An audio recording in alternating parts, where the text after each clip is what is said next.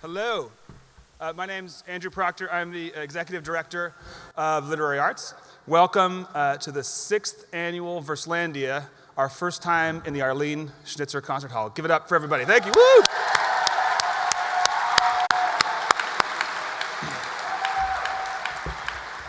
For those of you unfamiliar with Literary Arts, we're a nonprofit literary center based right here in Portland with a mission to engage readers, support writers, and inspire the next generation with great literature. Our programs include Portland Arts and Lectures, with the largest literary lecture series in the country. It happens right here on this stage, and thousands of youth come every year and join us here to hear from some of the most accomplished writers in the world. It also has the companion radio piece, the Archive Project, which broadcasts Wednesdays at 9, and we're recording tonight and hope to make a show of Verselandia that we can broadcast statewide. Yeah.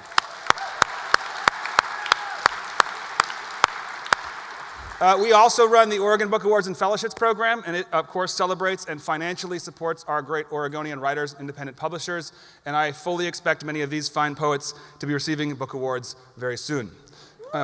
Yeah, for sure. Obviously.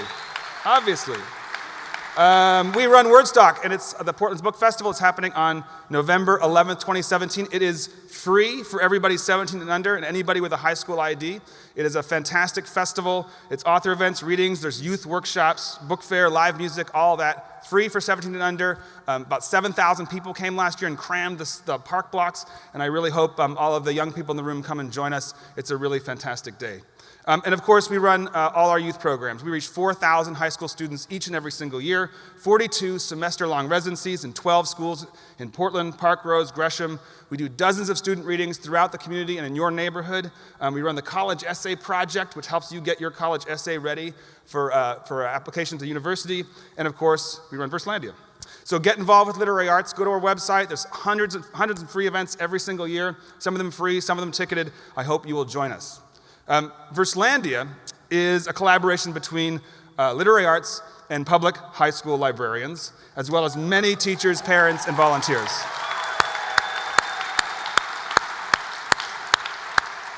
And we are here tonight because of the initiative and the incredible efforts of these organizers of school slams. There's a list of those amazing people in your program, but for every person listed, there's like 3 more people that help them. So I hope you'll give a huge round of applause and appreciation and thank you to all those amazing volunteers.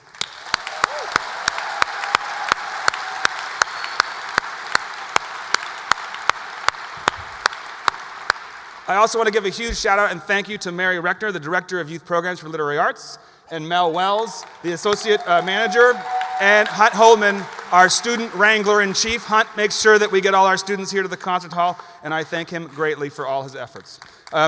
Yeah.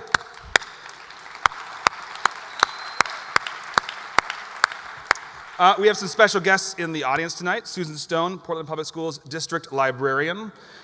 And, Andrea Lockard, Portland Public Schools Assistant Director of Instruction, Curriculum, and Assessment.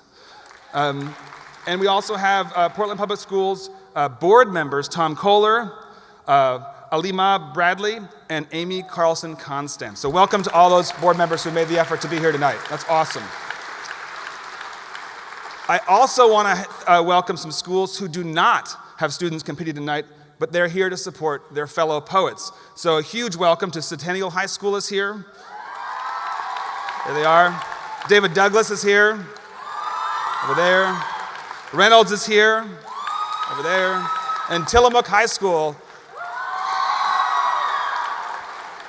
who totally gets the distance record for miles traveled to Verselandia. So thank you. It's awesome that you're here. I want to welcome also, there's a group from the Latino Network here somewhere. They're scattered. And also welcome to SCI, who's here in some numbers, I'm told. Yeah, awesome. So thank you. I am going to leave the introduction of the judges and our other fine volunteers here to Anise, our MC. But I do want to thank our very generous sponsors, including Wyden Kennedy, who has sponsored this since 2013. I want to thank Mary Norman and Janita Childs particularly. Give them a huge round of applause. Wieden Kennedy is a fantastic community partner. They do many fine things aside from this in the community. Their employees are generous, and Wieden Kennedy is generous. And I know that Dan and Priscilla are here, and I'm enormously grateful to them as well. Yeah. I am going to call out PC Cast, who is a judge, because she is this prize sponsor. She sponsored all the prizes tonight, and they're awesome. She is, of course, a New York Times best-selling author, international best-selling author. She's sharing her time and her resources with us, and we are extremely grateful, so thank you very, very much. I also finally want to thank Key Bank and Sharon Wine from the member of the Youth Advisory Council. She's here with us. Key Bank, as many of you may know, has an award-winning corporate culture of being inclusive, and so they are delighted to sponsor this and to be here tonight to listen to all these fine youth. Thanks also to OPB and the Oregonian, fantastic media sponsors. There they are. They're here, obviously. And also thank you to AHA, our creative communications agency partner, with special thanks to Literary Arts board member Betsy Henning. Yeah, give it up for the AHA folks. And I also want to thank Portland 5. And you may not know what Portland 5 is, but they run the Arlene Schnitzer Concert Hall, and they are an awesome partner. And they have really supported this event in ways that are really touching. They also fed all the poets a really wonderful meal before the show. So give it up for the concert hall. They are just doing a fantastic job. So thank you. And by showing up tonight, you have said yes, that voices of our city's youth deserve attention. And another way to support these talented youth is by making a gift to our youth programs. Your gift provides a variety of literary experiences like Verselandia to more than 4,000 students annually. Tonight alone, we've given more than 600 free tickets to our community so that everyone could enjoy the show. Please donate tonight if you can. There's an envelope in your program. It is simply not possible without the generosity of individual gifts. Thank you.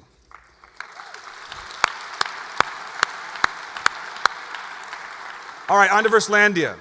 Scores of students have been practicing and competing this spring, and we are down to 20 students from 12 high schools who will tonight compete for the title of Verselandia champ. The prizes tonight will be, in 4th and 5th place, we'll receive $250 gift cards to Powell's. It's not bad. 2nd and 3rd place will each receive an iPad. And the winner of tonight's Verselandia will receive a MacBook Air. It's pretty good. It's good. It is now my huge honor to welcome our MC tonight. Anis Majgani was born in New Orleans, but we are honored that he calls Portland now home. Majgani is the author of 4 collections of poetry, including Songs from Under the River, The Feather Room, Over the Anvil We Stretch. His latest book, The Pocket Knife Bible, is a fully illustrated poetry memoir. His work has appeared on HBO and NPR and in the pages of many, many journals, including Rattle, Paper Darts, Thrush, Batsy Review. He has been awarded residency from the Vermont Studio Center and has taught in Literary Arts' own Writers in the Schools program. He travels globally, performing at numerous universities, festivals, TED Talks, and he performed for audiences varied as the House of Blues and the United Nations. Please join me in welcoming the 2-time National Slam Championship and the winner of the World Cup Poetry Slam, Anis Majgani. Thank you. Hey! Thanks for having me. How is everyone? Yes! Y'all, this is so awesome to have this in the Schnitz. It doesn't feel like very long ago where Verselandia was working and operating out of the Wonder Ballroom and the Mission Theater. So to hit it big like this is awesome. And I'm so happy that all you people that I know and can see in this darkness are here to join us. So give yourselves a round of applause for that. Because I know it's sometimes hard to make us people that live in Portland leave our houses. So it's very much appreciated. Let's see. What are we doing tonight? We're doing a poetry slam. All right. I'm gonna deal with poetry slam stuff in just a minute. I'll do that right now. All right. As you can see, I've done this before, multiple times even. They pay me to do this. Man, what a gig. So who here has been to a poetry slam before? 10-4. Who here has never been to a poetry slam before?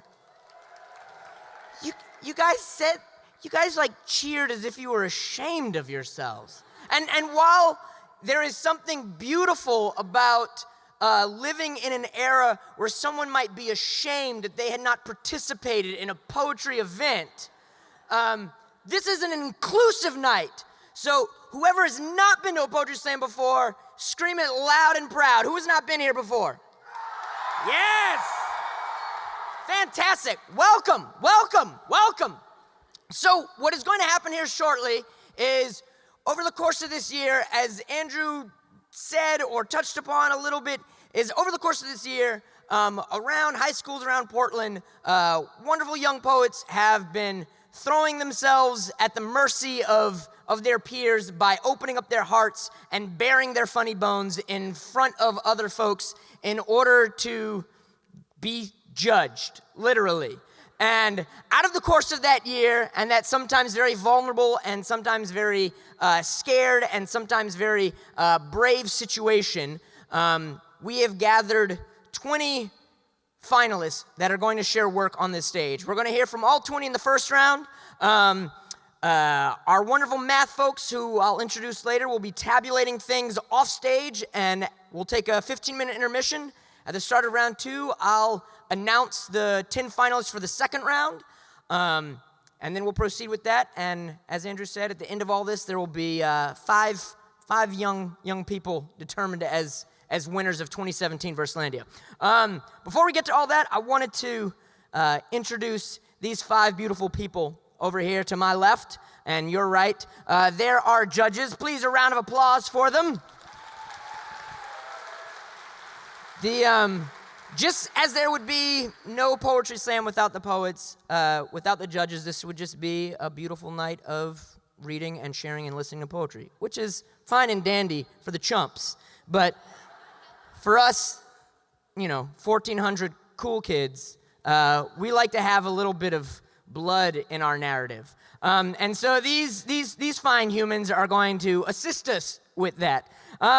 So I want to introduce them real quick, one by one. On the far end of the table in the striped shirt, we have Joaquin Lopez. Joaquin is a bilingual performing artist who's learned there's nothing like accepting your reality and letting go of your preconceptions, owning all that you are and forgiving everyone who has ever hurt you, even the bullies. Wise words to remember. Currently, he designs after-school arts programs and cultural events for the Latino Network. A round of applause, please. Next to Joaquin, we have Veli Elke, who spends her days leading the Multnomah County Library, the best public library system in the country, guaranteed. And her off hours with the love of her life, her Lego-obsessed son, and a posse of crazy canines. She is thrilled and perhaps a little bit anxious to be a judge at Verselandia this year because, as she notes, no verse is a verse to those who love poetry. A round of applause, please. Next to Bailey, we have Kimberly Howard, mother of 18-month-old twin sons. We believe that says it all, but I'll go on. The 3 of them live in Northeast Portland. She works as the community education specialist at Portland General Electric. She's also an actor and a board member. She holds an MFA in acting from Columbia University and has taught theater at Walla Walla University. A round of applause for Kimberly Howard.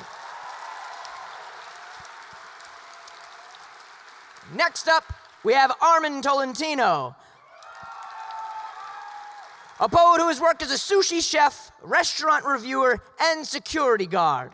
He works for Multnomah County in the Sun Service system, and when not writing, spends way too much time and emotion fishing and witnessing the annual heartbreak that is the New York Knicks' season.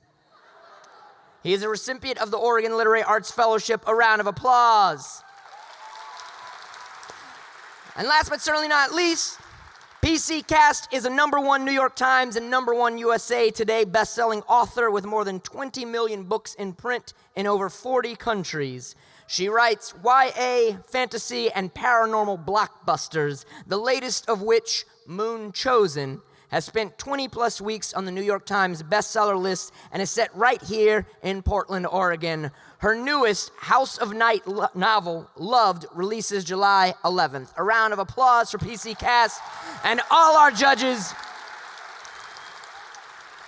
And so, as I failed to mention earlier, what's going to happen on stage is I'm going to call these poets one by one. They're going to come up, they're going to do a poem, and the judges are going to each hold up a score between 0.0 and 10.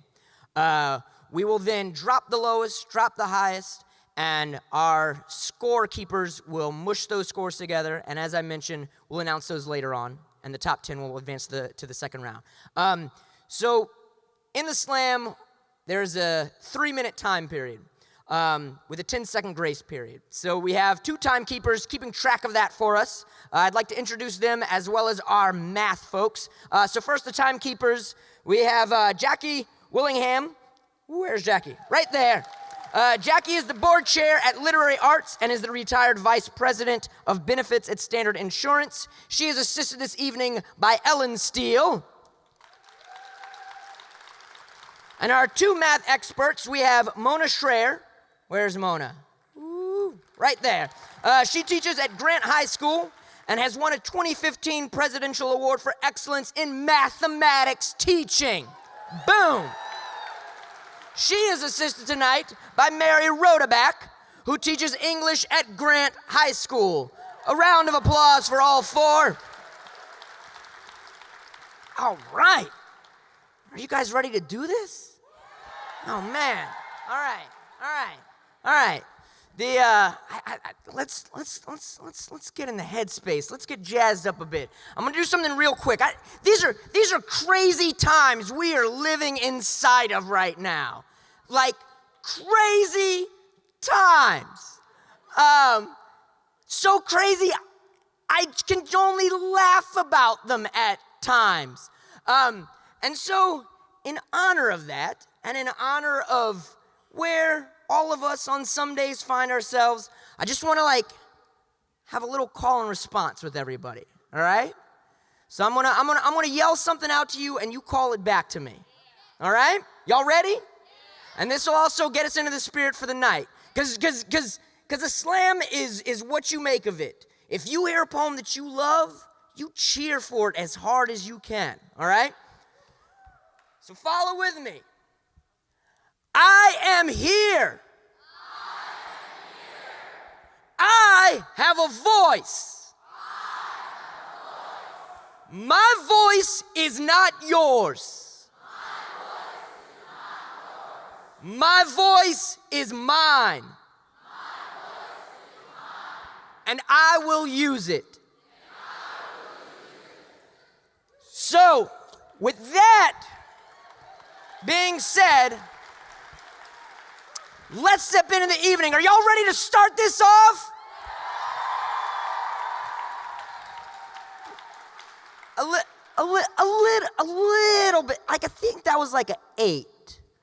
I want to hear a 10. Are you guys ready to start this off? Yes! Yes! You are not ready to start this off.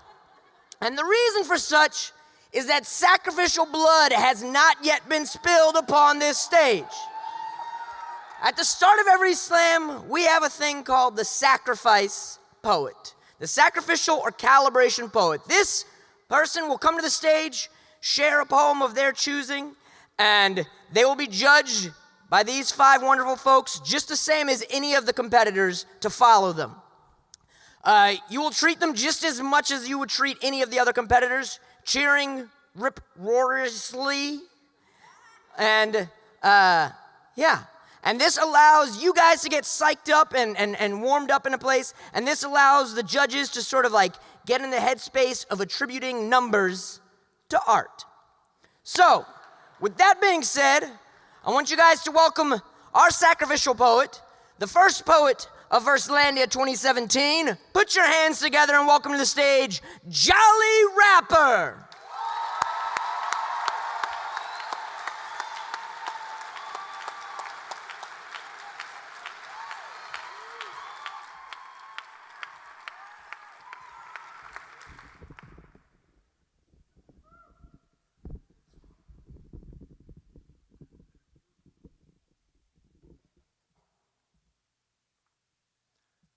My name is Jolly Rapper.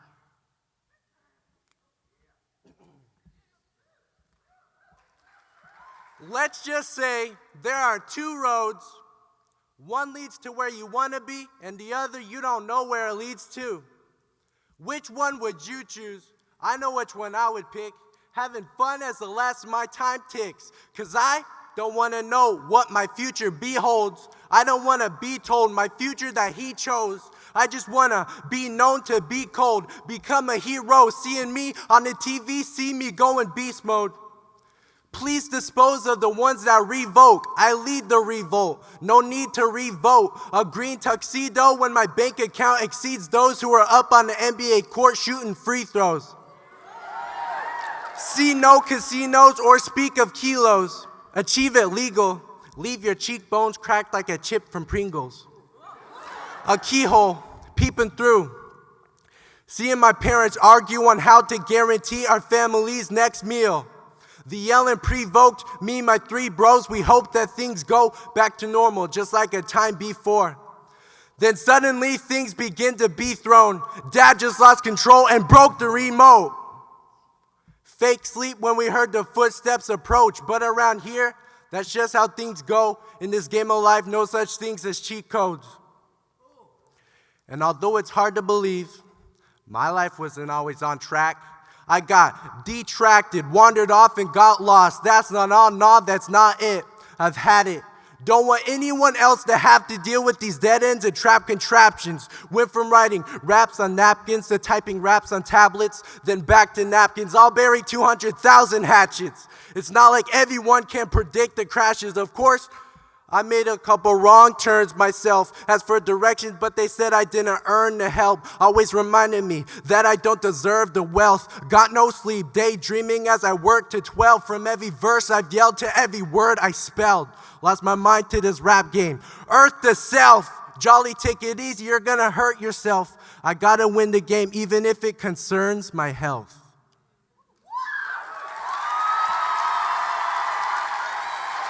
Jolly Rapper. Judges, I'm going to give you a few moments, but it'll probably be the longest breath of time that I give you for the evening. So on the count of three, scores high. 1, 2, 3. Let's see those scores. We have a 7.2, a 7.2, a 7.8, an 8.0, an 8.5 for Jolly Rapper. Applaud the poet. And judges, make sure you take note of the score you gave here. The importance of the calibration poet is to allow you to have something to refer back to over the course of the night. If you hear a poem that you enjoyed more than Jolly Rapper's, score it higher. If you hear a poem that you enjoyed less than, score it lower. All right. Now are we ready to do this? All right. Please welcome up to the stage. Put your hands together. Clap loudly for Ciale.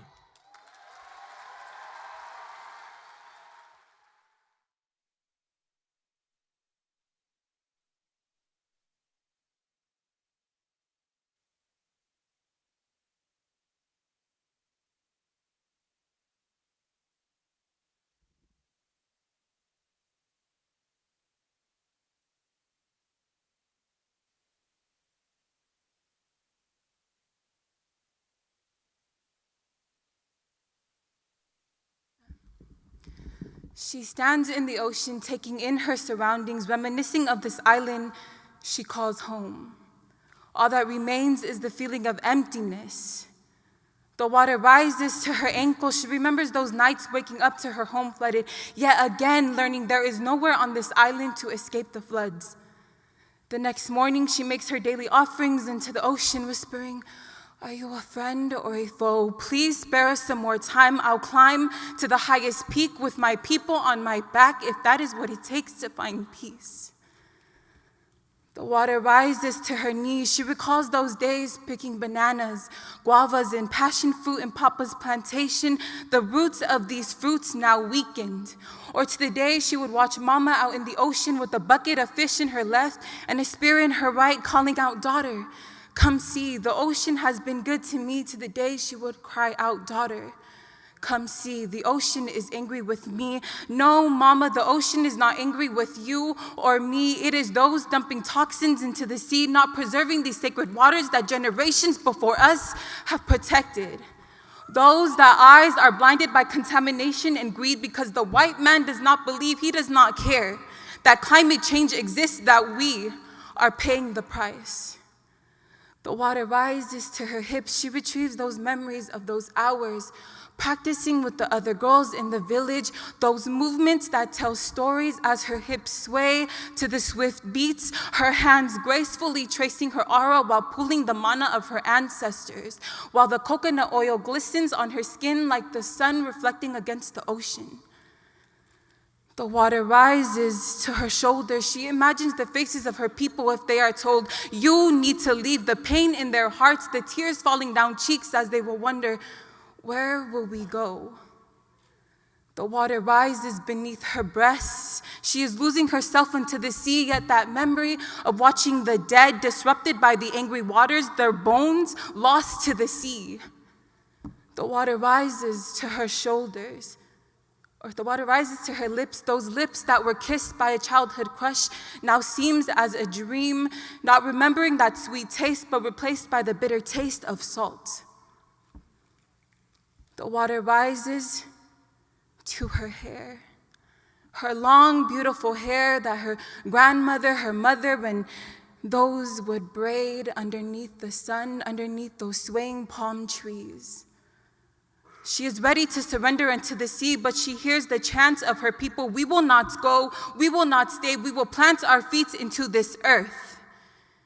She too will plant her feet into the earth because she will not let outsiders persuade her to go, to leave these islands that her ancestors have found. She is staying on this island. She is home. Thank you. Siale! Judges, let's see those scores. In 3, 2, 1, hold them high. We have a 7.5, a 7.6, a 7.8, an 8.2, and an 8.7 for Siale. Applaud the poet. And right quick, as I didn't tell you guys before, make sure your phones are off and stay in your pockets. Next up, please welcome to the stage, Grace.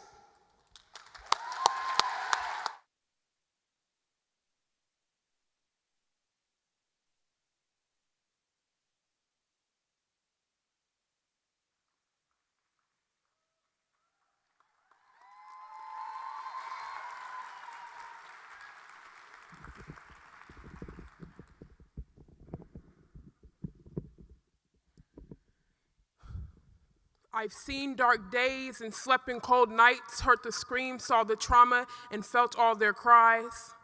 Somebody wiped the tears from their eyes. We're living in hell, too real to disguise.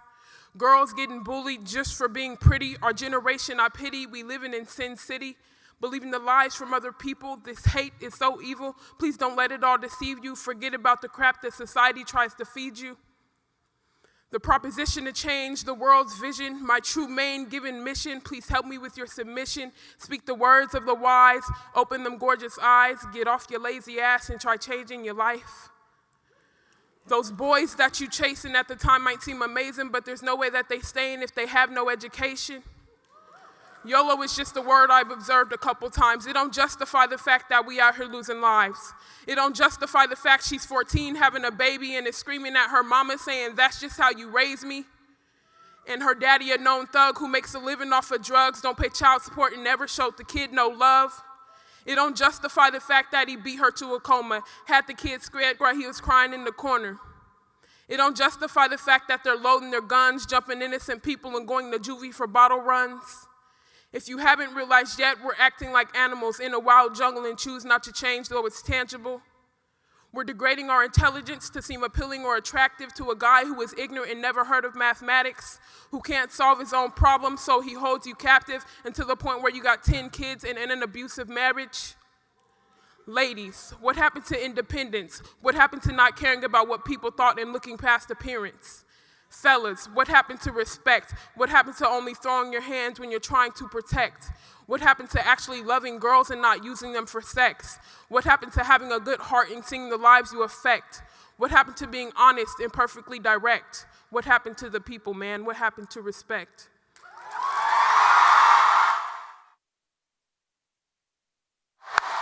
Grace!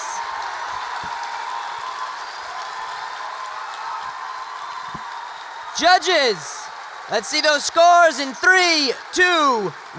Hold them high. We have for Grace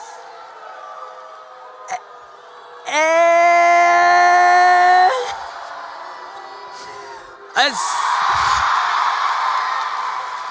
7.7, a 7.8, an 8.3, an 8.8, and a 9. Applaud the poet, applaud the poem, and keep that applause going for the third poet in the first round. Please welcome to the stage, Nima.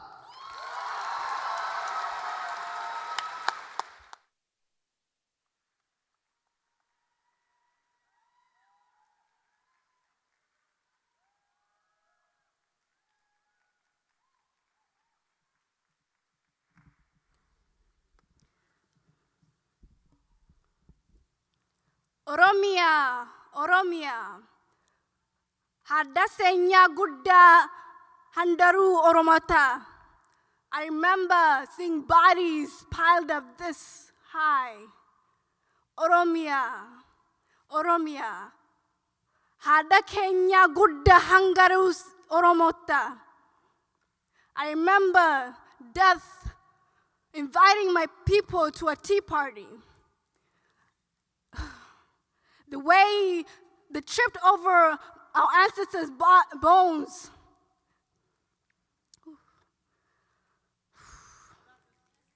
I remember death inviting my people to the tea party. The way they tripped over my ancestors' bones. The way they were afraid to decline the offer. Oromia, Oromia. Hadda senya gudda hangaru Oromota. Death is a 5-letter word, an empty room, a lifeless page of a diary written in blood, an avalanche devouring anything that comes in its path. The Oromo people are the largest ethnic group in Ethiopia. In 2014, 400 Oromo people were killed, but 300 were named. In 2017, a massacre of 800 Oromo people were killed. 1,000 were injured or arrested. These were children like you, mothers like you, grandfathers like you, mothers like you. There isn't anything funny about tyranny. It is a child you left to starve, choosing to feed it with your apologies. Their bodies decorate their birthplace like the fiesta parties. Their bodies writing themselves into eulogies. This is how the oppressed are kept silent.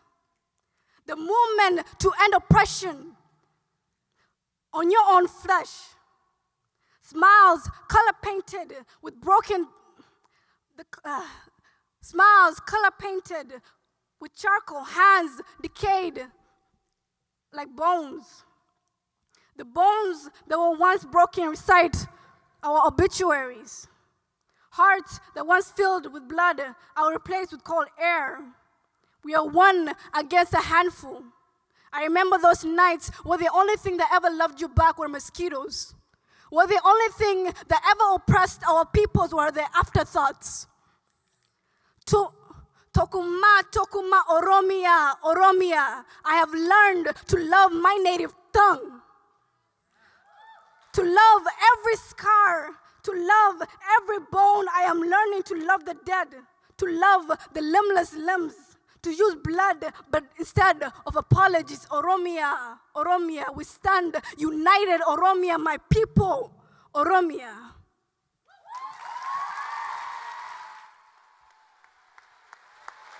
Nima. Judges, let's see what you have. Hold them high in 3, 2, 1. Scores. We have a 6.8, a 6.9. Let them know how you feel. A 7.2, a 7.5, and a 7.5. But the point of the poetry is the poetry, not the points. Applaud Nima. And keep that applause going, and welcome to the stage, Talia.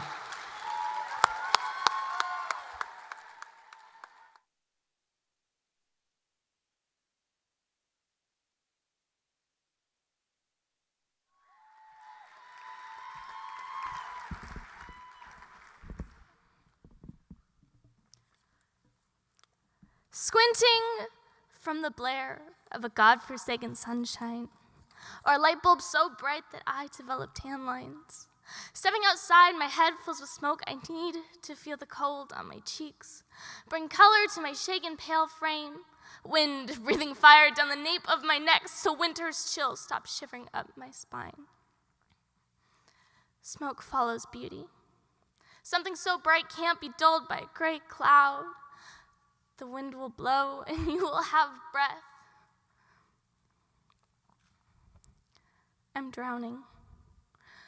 Suffocate the fire burning in my lungs. I'll kiss the wounds like a child who believes that healing happens from love, the taste of blood being just too familiar.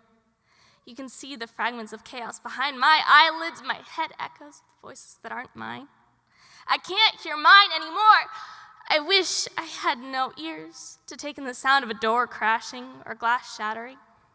I wish I had no eyes to see the sound, to see the bruises or tear-stained faces the next morning. I wish I had no voice, so I couldn't feel guilty for staying silent. My legs crumble under my own weight, my heart too heavy to beat, my lungs too raw to fill. Eyes run dry. Moonlight seeping through the clouds make me holy again. I'll kiss the wounds. If love is blind, I'll learn to write in Braille. I'll learn like I would like riding a bike without training wheels. Scared, reckless, fast. Make my skin sing songs my lips don't know the words to. I write about you in my pencil breaks. I've written 1,000,000 poems. I've broken 1,000,000 pencils. I've written about your hands and how they hold up the world around you, even as it's crashing down. I've written about your eyelashes and how they're like violin strings that play symphonies every time you blink.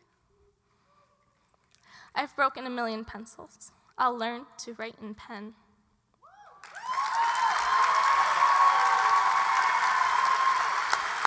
Talia! Judges! Let's see those scores in 3, 2, 1. Hold them high. For Talia, we have a 6.9, a 7.3, a 7.6, a 7.9, and a 7.9. Applaud the poet! And please welcome up to the stage the 5th poet in the first round, Havana.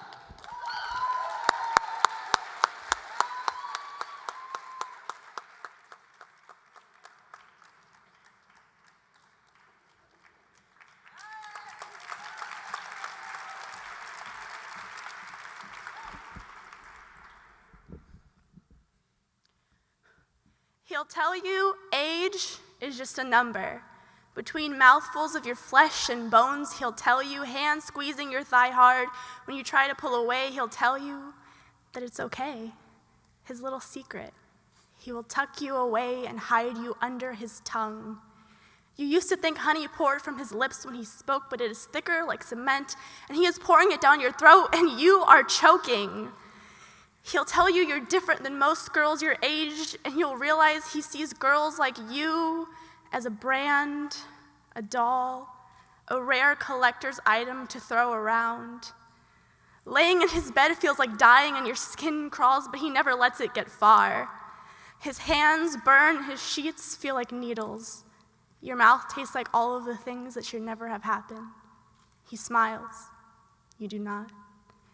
You tell yourself you wanted this, he tells you you wanted this, and even when he is swallowing you whole, you tell yourself that this is what you asked for. But the cable access law shows tell you that this is not what you wanted, and the websites say that he is a predator, but he doesn't look like a lion, and you do not look like a lamb. The websites say he's grooming you, but he says he loves you. Your mother always told you not to play with knives, but she didn't say anything about men who looked like knives. You'll feel his hand circling your wrist even when he isn't there. Looking over your shoulder will become a habit because he is everywhere and nowhere, God and monster all in one, and yours to worship. He will speak as if he holds your mortality on a string, and you've never played this version of Cat's Cradle before. Now you know it is not honey that pours from his lips. And now you're starting to think that maybe he does kind of look like a lion, and you might just look like a lamb.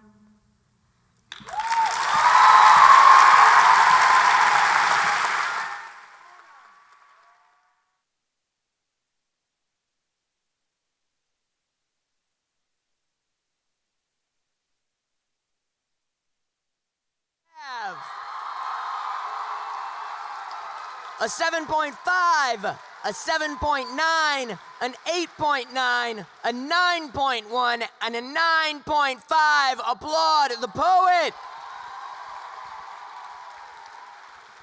And please welcome up to the stage the next poet in the first round, Elisa.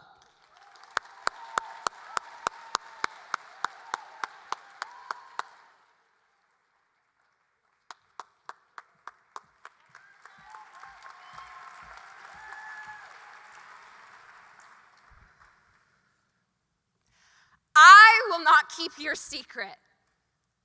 Not this time. I'd rather lose you as a friend than watch as the paramedics take your pulse and pry me away because I won't believe it's too late.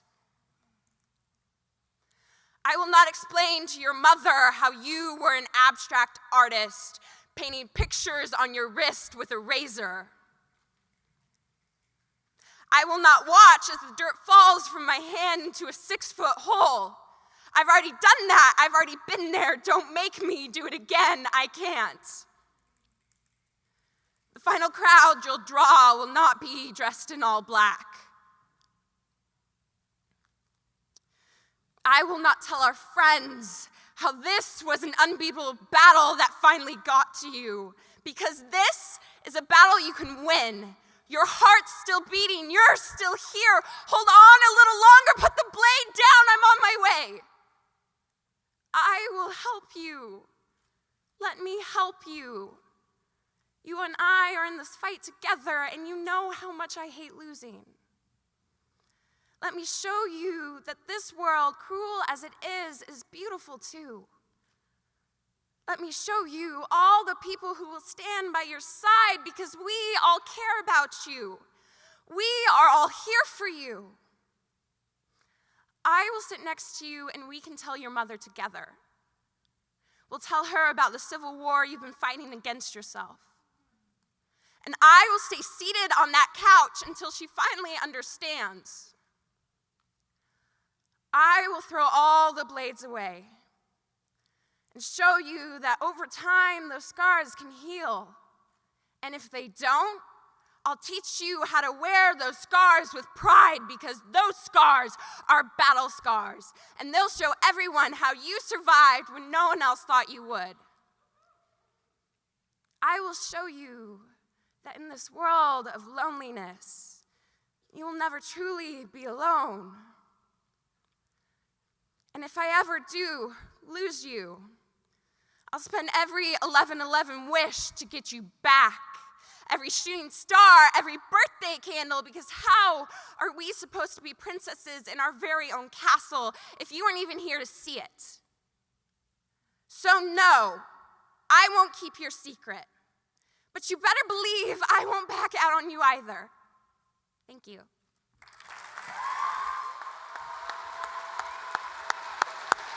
Elisa.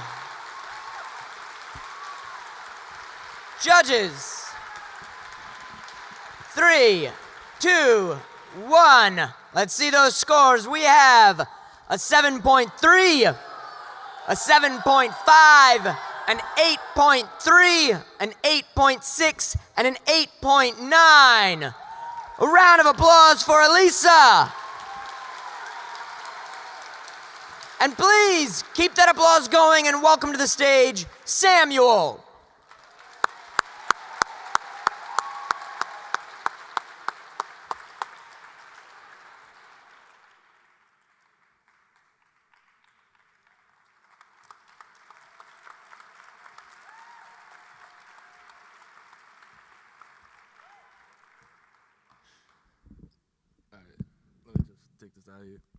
All right, this one's called Damn. Just damn. Like, all right. I'll confess, I possess the devil's tongue, quick with the words, my lyrics is sick in the church since I was young. Since level 1, I've been damned in the candid sceneries of starved my eateries. So lyrically, I shed blood because this game lacks heart, and I'm fed up with the everyday motions of drowning in pills and potions, soaking the pain away. It's hard keeping the head up when nothing stays the same. It stains the brain, put stains in flame. I fear that these lyrics stay the same because I go through a lot. But when I traded off for the chain and game, damn. Going too deep and try to change the name, damn. I don't know, son. I could search the earth for answers, but the only one who could tell me is no one. Damn. Through the rough, I stayed diamond, tough, shine and sparkle, even though the other says the same surprises. I'm lit, lyrically intact. Roll up and burn this track because it's hot. Cold as a furnace rap. Yeah. It seems like violence are the problems, from copping gats and popping caps, it's problematic. Common addicts pace my street corner. Sometimes I wish I could reorder my delivery, show up on the doorsteps of liberty. I'm individually brought out, drawn out of the picture with the only hopes in society is to strip or sell dope. Hell no. I want better for my people. We struggle and try through the plains of evil to never be named a hero. You can't even explain the feeble scenes we've experienced, from the pyramids to sentences given the period. Blah. I'm tired of hearing it's too late. They say destiny awaits where we pretend to be great, even though soon you'll be grieving so wounds don't heal. I swear at times is pain I wish I feel. I swear at times is pain I wish I wouldn't feel. I swear. But rolling through retrospective, I rest for seconds and breathe. Breathe. Breathe. The seas of doubt drown me, while the shallows of depression shroud me, frowning with the bittersweet aftertaste left. I think happiness is so basic. My heart's left at the basement, facing grief and disbelief. You know the feeling you just can't belly. My arms feel heavy. You just feel numb, dumb. Like I said before, it's not in my repertoire to cope great, son. So much has changed from the times we used to hang as kids. Dangerous shit's risen. My childhood friend is anchored in prison. We used to run together until he was crippled. Gave me the sniffles when I heard he got shot, trying to cop his own, spray bullets and lead, caught his dome and landed underneath the brain so he could attain uncomfortably, paralyzed. Damn. Through the rough, I stayed diamond, tough, shine and sparkle, even though the others say the same surprises. I'm lit, lyrically intact. Roll up and burn this track because it's hot, cold as a furnace rap. Yeah.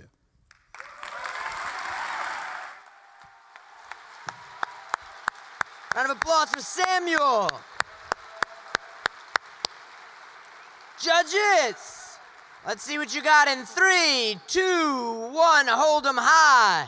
We have a 6.3, a 6.5, a 6.9, a 7.0, and a 7.1. Applaud the poet. And please welcome up to the stage, Engraver.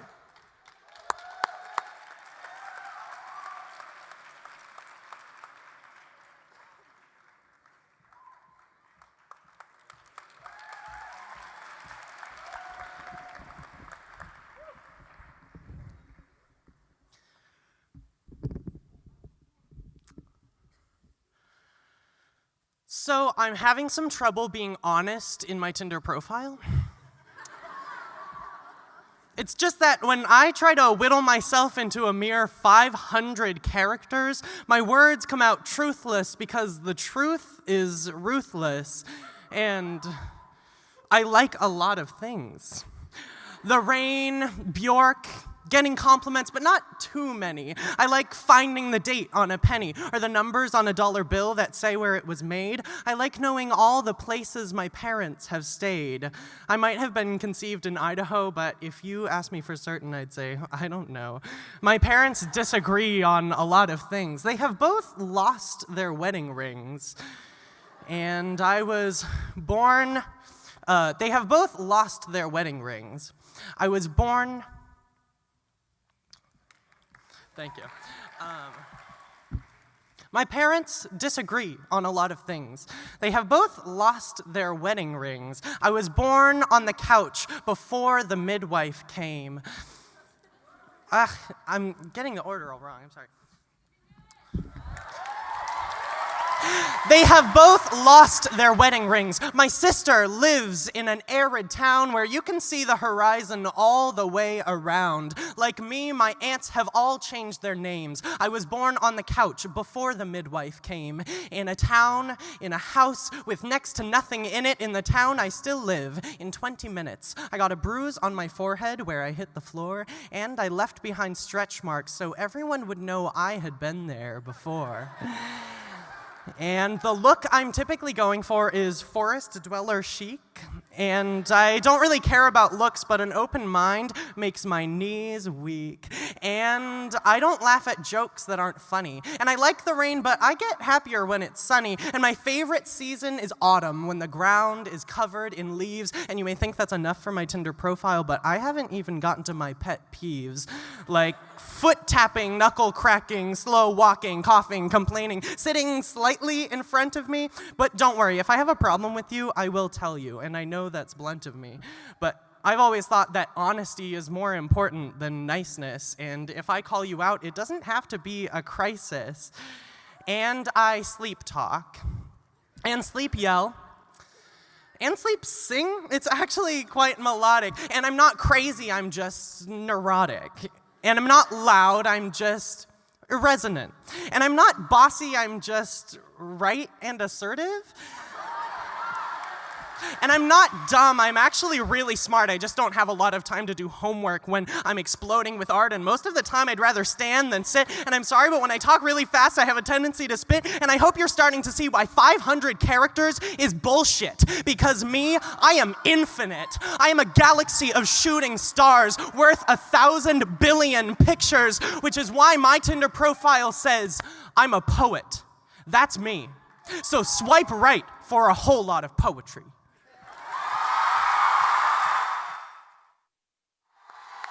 Engraver. Judges. Let's see those scores in 3, 2, 1. Hold them high. We have a 7.6. A 7.9, an 8.3, an 8.5, and a 9.8 for Engraver. And please welcome to the stage the next poet in the first round, Sincere.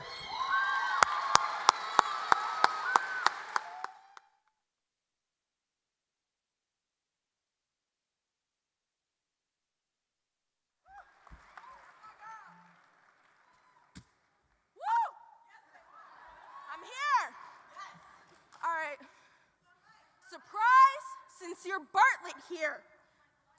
You're seated. Oh, snap. Woo!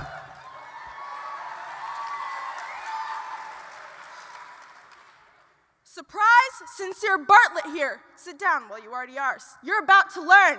Shout out to 2016, my classic crash and burn. I am here to tell you to lose it. Go crazy, shake it up. If you're thinking this girl is tripping, here's my knowledge called What's Up. See, if you've ever been to high school, it's the land of irony, where you create your hopes and your dreams, and then you fail for all the world to see. And every day you see those cliques, the people you're supposed to know. Well, here's my theory on popularity. It's just the people we can count on to pretend the most. See, we all have a dream that we all hold on to, whether or not we voice it to the world. It's the necessity to be at least noticed, admired, adored. And if you don't believe me, go on Instagram. Can you tell me you have never counted your likes? Have you ever wondered if your number of followers reflects the person you are on the inside? See, this quota we have going on here is bullshit and unfair. That's why I am here, because I'm a person who's been there. And I could tell you, and I could take the easy way out and tell you, girl, go love yourself. But we all know that's easier said than done. So, hold up, I heard my brother's voice. But we all know that's easier said than done because the standards are cut and pasted, but you and I are too complex and important to be labeled just another one. See, the person who told me high school was permanent was living in the past. See, I'm gonna live to write the future, because in these halls, I don't care if I have a pass.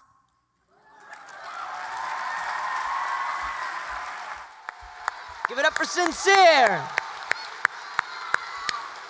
Judges, let's see what you got for Sincere in 3, 2, 1. Hold them up. We have a 6.8, a 7.0, a 7.2, a 7.2, and a 7.3. Applaud the poet. And please welcome up to the stage, round of applause for Pocket.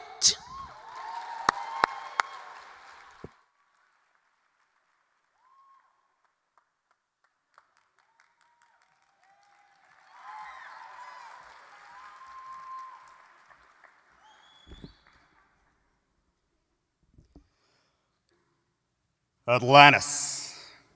I am searching for Atlantis. Searching for this lost city laden in these sunken waters, to which many lucky sons and daughters have gone before, with the most that we can hope for, is that we might be able to reminisce about the city made of unending bliss known as Atlantis. That somehow we overcame. Somehow we were able to find this beautiful continent because we didn't care what it meant when it was told us it wasn't real. It didn't matter. Atlantis is Atlantis. The only reason we were looking for this was simply because it was Atlantis. Simply because it was there. Simply because we could stare into the distance and hope something could stare us back. So we began to backtrack over everything we ever knew. Atlantis. I am fixated on Atlantis. This emotion, this feeling, this moment, this Atlantis. I am utterly addicted to the amazingness of what could be. I want to lay vision upon this lost continent. Declare what it meant to look at such beauty. And yet too many people ask why I passed them by. They didn't even try to find Atlantis, just we use notes of those who got it and thought it would happen to them. So we end up not understanding the effort needed to find this lost continent. Hell, we didn't leave a single dent in what it meant to find where the wild things went, but we are hell-bent on this Atlantis. If we don't have talent, we use hope. If we don't have hope, we use effort. If we don't have effort, we use persistence. Whatever it takes to reach the distance of whoever it is waiting for us in Atlantis. This sunken city. inhabited by few and known by few, are Atlantis. I can feel Atlantis in my skin. And it is for Atlantis I must win, even if I'm dumb, even if I'm stupid, if I can't do anything right, if I miss Atlantis, I'll try again and again and again and again. Whatever it takes, I'll push myself past the bends, because I admit it, I'm committed. Everything I did it for Atlantis. Because I am the greatest. I have to be. I've spent so much time looking for Atlantis. Because eventually people start looking at you. I think there's something wrong with his head. And it's funny because I've been thinking the exact same thing. But we don't speak about it. We get some pills to make you feel better, moving you from counselor to counselor. Now, why don't you try writing? Don't worry. Poetry is just self-reflection. But after a while, I think you'll find it becomes like self-dissection. It is ripping yourself apart, squeezing the only part that lets you feel. Ecstasy. Dipping your pen, whatever ooze comes out. Writing, however, to reach this fabled acceptance.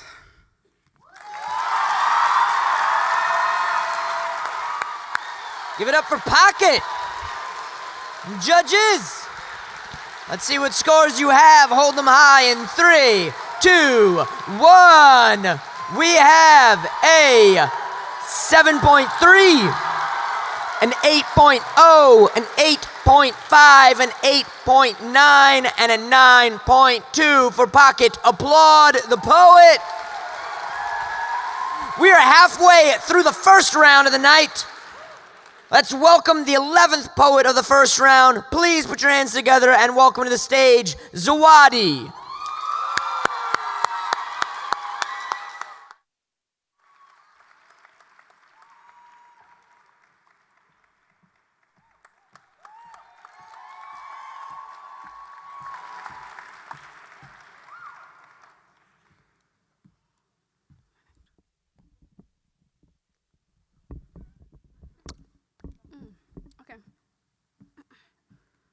Immigration, the international movement of people into a country of which they are not natives, or where they do not possess citizenship in order to start or reside there.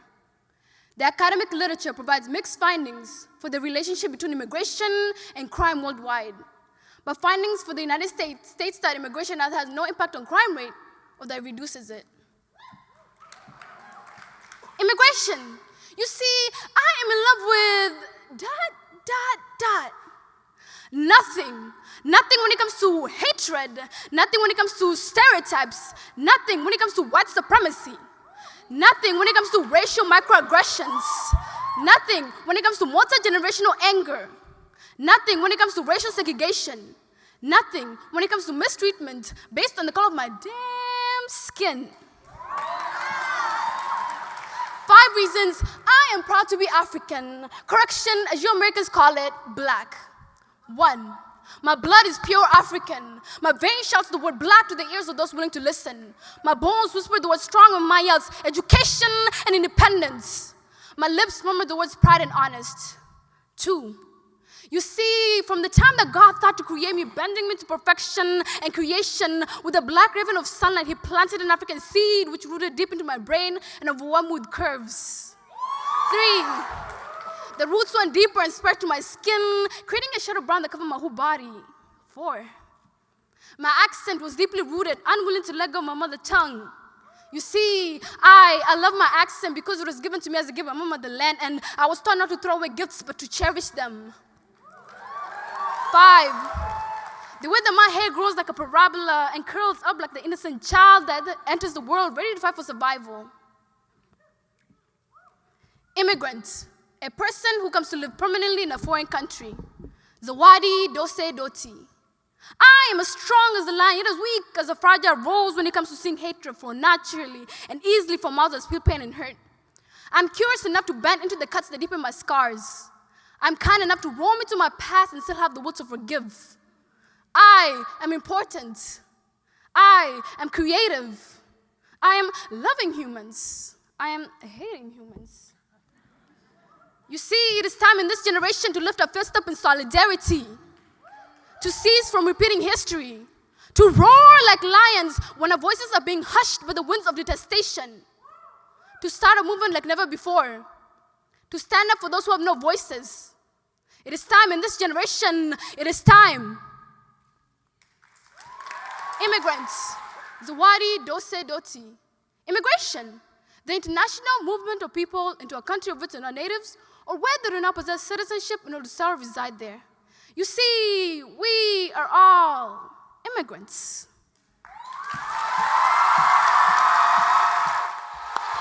Put it together for Zawadi. Judges, make your decisions and hold them high in 3, 2, 1. Scores up. We have for Zawadi a 7.9, an 8.5, an 8.9, a 9, and a 9. Applaud the poet. And keep that energy going, and please welcome the next poet to the stage, Maya.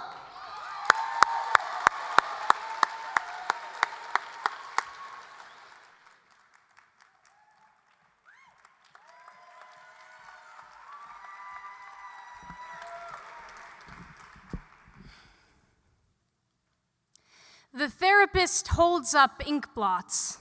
The first one looks like hands, looks like my hands, looks like my hands covered in blood. I tell her it's not possible, there has to be some mistake. I didn't do this, I'm not even related to them, so why can't I find bleach strong enough to get this off my hands?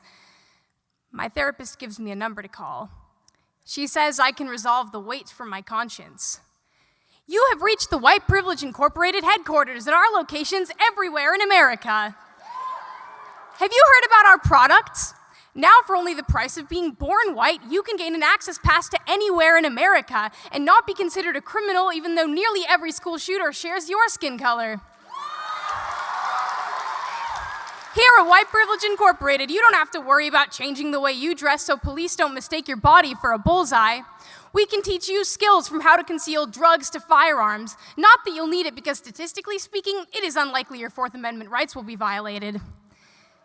Here at White Privilege Incorporated, we can help you cope with the immense weight on your shoulders caused by the gold bricks strapped to your back since your birth by transferring them into Bitcoin.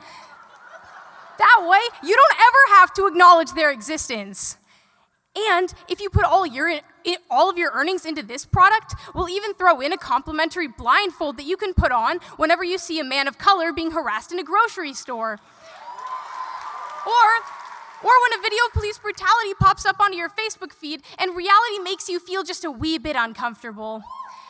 Don't worry, you could wear this product forever and never notice the difference. Here at White Privilege Incorporated, we can help you make the most out of that 400-year head start you've been given. Don't worry if you're not directly related to any colonizers. As long as you look enough like them, you can access the fruits of their labor. Here at White Privilege Incorporated, we give you the choice of the world's strongest bleach to wash the blood from the tools they've given you. It will be easier to use them when your work gloves aren't stained all the time.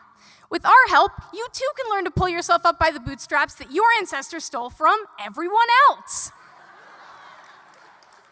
Here at White Privilege Incorporated, you never have to worry about your membership expiring. It's a lifetime guarantee for a product you can use anywhere in America.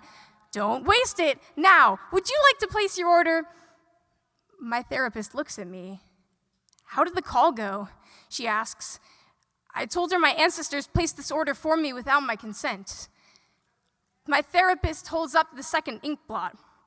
I see hands, white hands digging into a black man's neck. He's screaming, I can't breathe, I can't breathe, I can't breathe, I can't breathe, I can't breathe, I can't breathe, I can't breathe, I can't breathe, I can't breathe.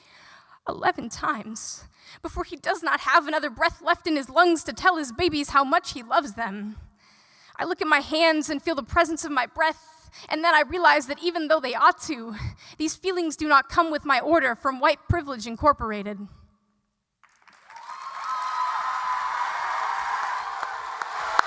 Give it up for Maya.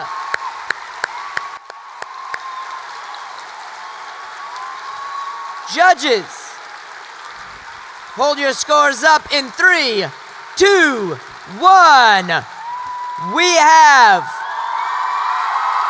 an 8.3, an 8.7, an 8.9, a 9.0, and a 9.2 for Maya. Applaud the poet.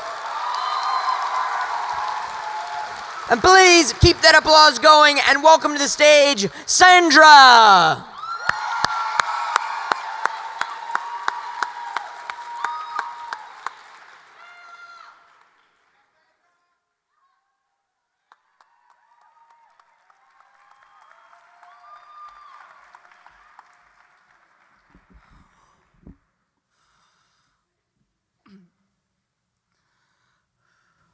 Dear Mom, 1, I've come to the realization that you're either the sunshine after a storm or you are the storm. There is no in between. Trust me, I've done extensive research, cataloged my data, and could draw a graph and plot all of its points. 2, on your good days, your voice is cotton, soft, airy, and sweet as nectar. And on your bad days, each word you speak drips of venom, your voice a worn-out blade. I think I'll get used to it piercing my skin, but the cuts are still there. 3, I hate your phone. How I wish I could pry off each digit until you're left with only me to see. There was once a time before you didn't text and drive, a time when fake Facebook news articles weren't your only source of information, a time when you at least pretended to listen to me when I spoke. 4, however, I would like to compliment you on your immense love for your family, for your brothers, for your sister, for your nieces, for your nephews, for your mother. I just wish you would save some of that love for me. 5, when I was 12 years old, you and I went Christmas shopping. After we had finished cruising the aisles of the department store, you stopped to ask what my cousin would like, and I, having spent 3 years watching you spoil her, answer, I don't know. In that moment, the world stopped spinning as you told me I had changed. The old Sandra was nice and I was now mean. Until that moment, I wasn't aware you had ever known a nice Sandra. 6, I was nothing more than a stupid Sandra, a lazy Sandra, a goddammit Sandra. What can you do, right, Sandra? You always trying to make me look like a bad mom, Sandra. I would never lay my hands on you, Sandra, but each word I say is a slap to the face, Sandra. 7, I've begun to introduce myself to people as Sandra. So when I hear my name, I can find myself to not only be a pillar of renewed strength, but of renewed passion which will not be contained nor ignored. 8, as much as I want to hate you, I don't. 9, I sometimes hear you cry at night. 10, I want to feel triumph hearing your sobs as if I've conquered something. 10, I don't. 11, once a girl with no father, you are now a woman without a mother. In July, when Grandma was told by doctor she had 2 weeks to live, you, whose features are usually comprised of stone-cold glares and pursed lips, softened your gaze, and just like that, you reverted back to an innocent child, your mantra, Ma'ai, Ma'ai, Ma'ai. 13, an ache grew in my chest as I'd come to another realization. You too are human. Thank you.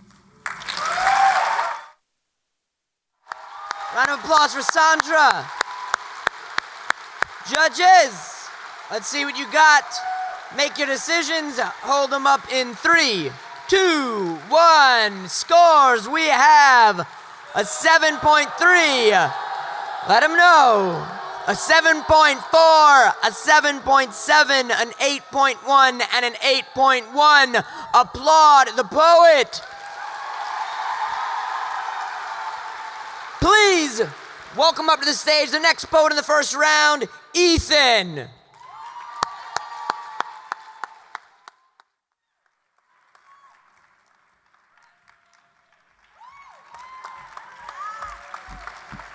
That's good.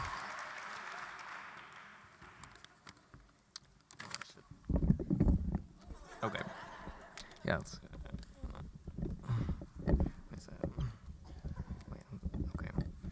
Sorry.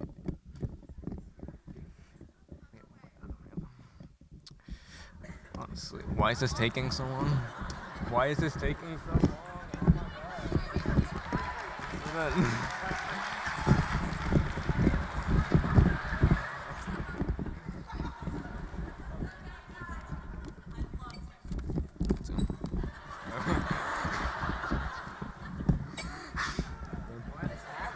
I love this.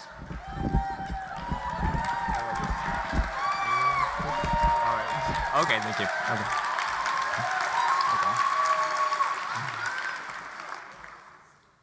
When I was in the first grade, there was this poster in my classroom of this cute little cat saying, "Keep hanging on," as it hangs off a ledge. Yeah, my first grade self thinks. Keep hanging on. Keep hanging on when you get stuck on that really hard addition problem. Keep hanging on even after they cancel your favorite show, Hannah Montana. Keep hanging on. You know, it's funny. They manufacture these inspirational messages to put up on the wall, assuming that they apply to everyone. But what if they don't? I was the same age as Ayanna Stanley Jones when I saw that poster. A 7-year-old girl killed by Detroit police in her sleep in her own home. I wonder if they ever put up posters like that in their classroom. Because a 7-year-old hangs on when they can't solve an addition problem, but it's hard to hang on when you have a bullet in your back. And instead of laughing at a poster with a kitten on it, maybe she heard her mother whisper in her ear, "Keep hanging on." Just breathe, a poster in that same room says. Just breathe. But what if you can't breathe? And what if you tell them you can't breathe and they don't care? I mean, maybe these posters shown to a bunch of white first graders in almost totally white California suburbs, maybe it makes sense to you. All these cheesy images captioned with success. And I want success. We all do. But success is no more than an inspirational quote when they take your chances away by taking the funding for your school at best and killing you at worst. To dream big is all you can ever do. Persistence is the only way to survive. To overcome fear is just ink on paper when they pull you over. Being a team player means putting your hands up and getting your license and registration out on the dashboard before they get to the door. So teachers, stop teaching your kids life lessons via these cheap-ass posters. Teach them that race is a social construct. Don't end the chapter on Lincoln ending slavery. Start a new chapter on the prison industrial complex or poverty or police brutality or fucking something. Something other than these inspirational posters. I remember when I was in the first grade, I saw my first inspirational poster. I smiled. We all smiled. The world took away that smile when I got older. But one day, I may get it back. But Tamir Rice, Tyre King, Ayanna Stanley Jones, Cameron Tillman, well, they'll never get it back. It's hard to smile because of something as stupid as an inspirational poster when you can't smile anymore.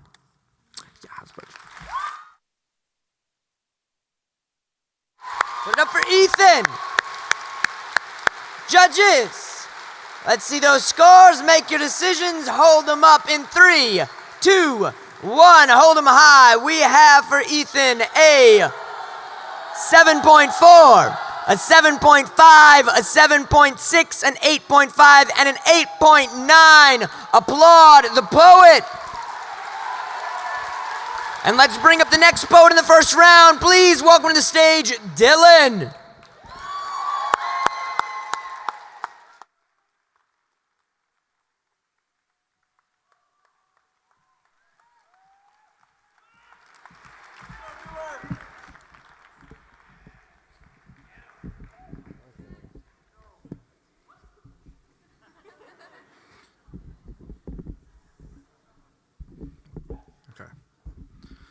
All right, listen, shit has been going down.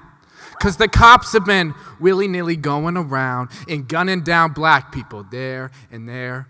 You hear the same damn story everywhere. It all starts with the popo doing a routine stop. They're always stopping blacks because they rob and shoot a lot. The next thing you hear is, put your hands up, pop, pop, pop. And another innocent black man is shot. Michael Brown, Alton Sterling, Philando Castile. How many are the slain that have names that we'll never hear? The police keep killing, got black people living in fear. Blue lives matter, all lives matter goes in and out the other ear. It's the same shit happening town to town. And when the community reacts, the government and police order us to calm down? No, we think you need to calm down. We think you need to put your guns down. We think you need to realize we ain't playing around. We think you need to stop expecting us to kneel and bow when you're murdering our people like we're no more than hounds. The local police bureaus have turned into the military with the tanks they drive and assault rifles they carry. People peacefully protest. They shoot rubber bullets and throw gas. More people put their hands up. Police continue to attack. Young black teens are scared for their lives. Every damn day from the police we hide. What are we supposed to do when the laws that we abide by are being broken by the system from which they derived? Part of me wants to be like Martin, but part of me Malcolm. Which route possesses the best possible outcome? Because on one hand, violence is something I want to abstain from. But we've been victims for years. Taking power back don't seem that dumb. Man, it's 2017 and the shit black people get killed for is completely obscene. Getting in a car, going to work, grinding hard, buying Skittles, walking down the street, selling CDs or cigarettes to the people you meet. Sometimes I wonder if I should even get my driver's license because I'm scared of being pulled over for a traffic violation because I don't want to become another hashtag name if a racist cop decides to send a bullet my way. Nobody gonna silence my voice. You gotta kill me to do that. Nobody gonna silence my voice. You gotta kill me to do that. Nobody gonna silence me. I'm gonna keep on tearing down bigotry, white supremacy, and white privilege. And listen, I know y'all love it, but don't realize it. Y'all a little scared of blacks, but y'all just disguise it. Because Becky may be dating a black dude, but she still gets uncomfortable around his whole crew. Things need to change, and they need to change real soon. I mean a difference, not a sorry. We don't want your silver spoons. But it can't just be me. It's going to take everybody in this room. Weeks ago, the Portland police gunned down a 17-year-old black boy. They say it was because he had a gun, but he was on his knees, and the gun turned out to just be a toy. His name was Quantus Hayes. Say his name.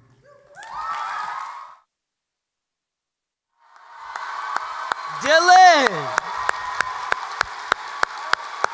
Judges, what do we have for Dylan? Make your decisions and hold them up in 3, 2, 1.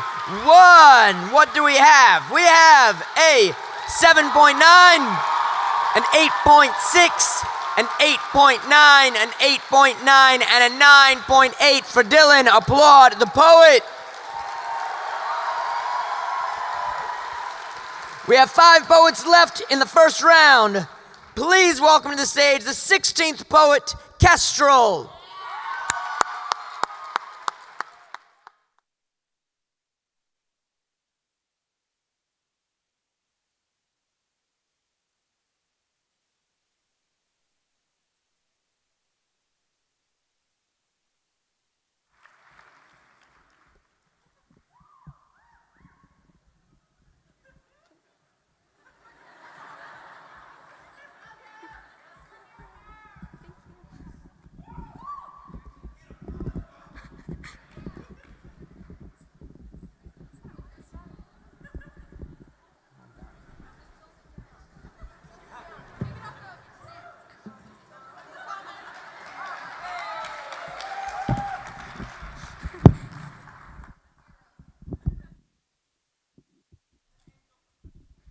I hope my time hasn't started yet. Hi, my name's Kestrel. I'm from Madison, and this is called Eve. Yeah. You are 13, and you wake in the middle of the night to find the beast standing at the end of your bed.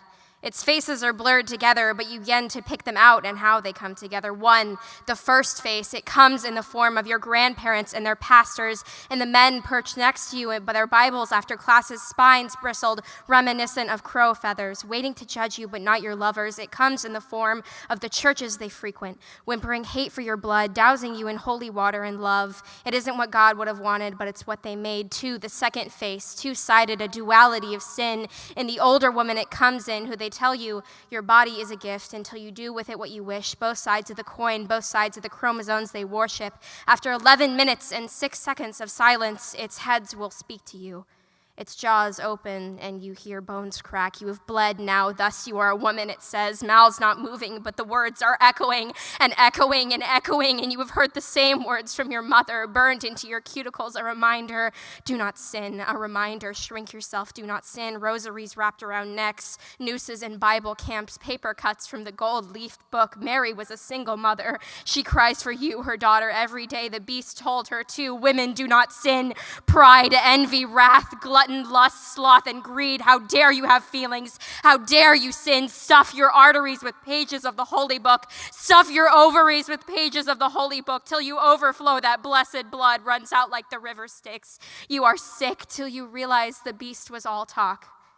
Jesus can still twist tongues and walk. So accept your sins, child. Bear them to the world. Pride, envy, wrath, glutton, sloth, lust, and greed. Pride. It will come in how I have grown to love myself. In the lion's mane, nothing tame in the way I walk. It comes in bearing my canines. Envy. It will come in knowing I deserve better. I want what they have, what he gave her. I am drowning in greed now. My envy is justified in itself. Wrath, it will fucking reverberate. It will come in the blood and broken ribs women are made of. I came out with it and I will go back down, kicking and screaming. Blood and rage, skin buzzing and teeming. Women are made of pain and wrath. Gluttony, it will come in eating now. I deserve it. So many months spent wrapping fingers around wrists and thighs and desires I can eat now. Lust, it will come in the night. It will come in the afterglow. If I am ready to share myself, I say I'm allowed to. Sloth, it will come in the golden hour and I can lie there. I can sleep after a year of biting my nails in the middle of the night. I deserve it. Greed, it will come in taking what I want. It will come in taking what I need. 7 slips of silver. I don't call them sins anymore because I am the new beast and I talk how I want. Thank you.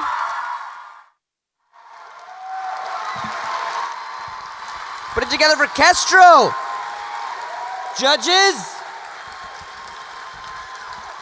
Let's see those scores in 3, 2, 1. Hold them high. We have a 6.6,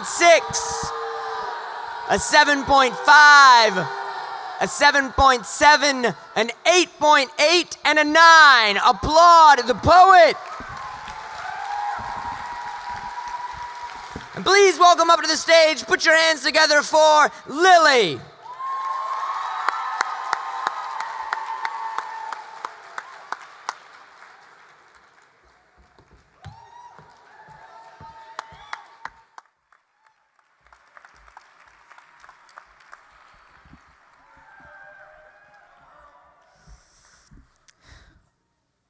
It's not just the fire in your belly.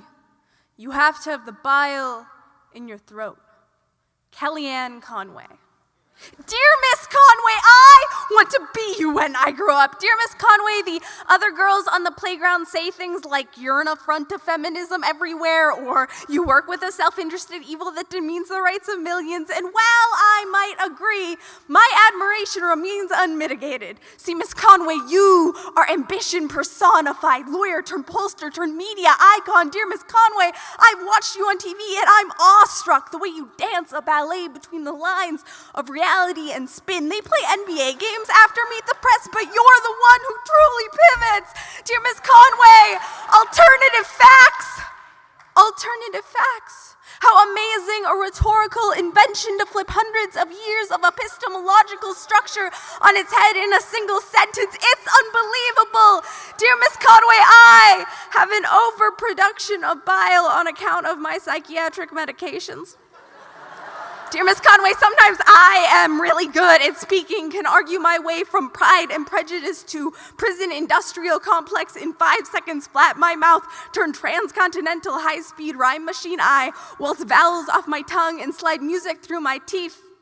Only 17 days in, breathing starts to seem like a waste of time because my body feels more wings than bones, air meant to lift, not saturate this bile-ridden ambition that makes my hands shake and the whole world turn into a mess of blinding opportunity where everything is hilarious and the rain is really just alternative sunshine.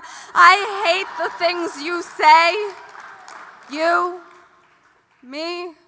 I hate watching myself speak sometimes, feeling a huddled mass in the back of my throat, yearning to breathe free, but only ever coming out in staccato eruptions that rake across my teeth. I watch my world burn, happy for the heat. You, me, this boiling decline, this sounding torrent directed toward a holy grail. White-knuckled fists will never find a child's ambition and a brilliant mind, a brittle mind, a broken mind, a belly full of fire, and a brain riddled with misplaced bile.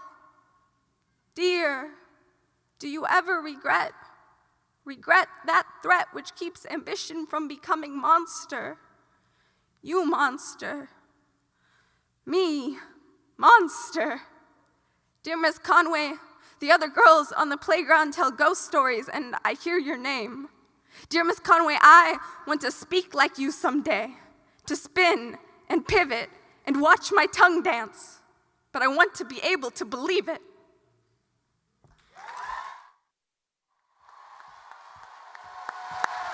Lily! Judges!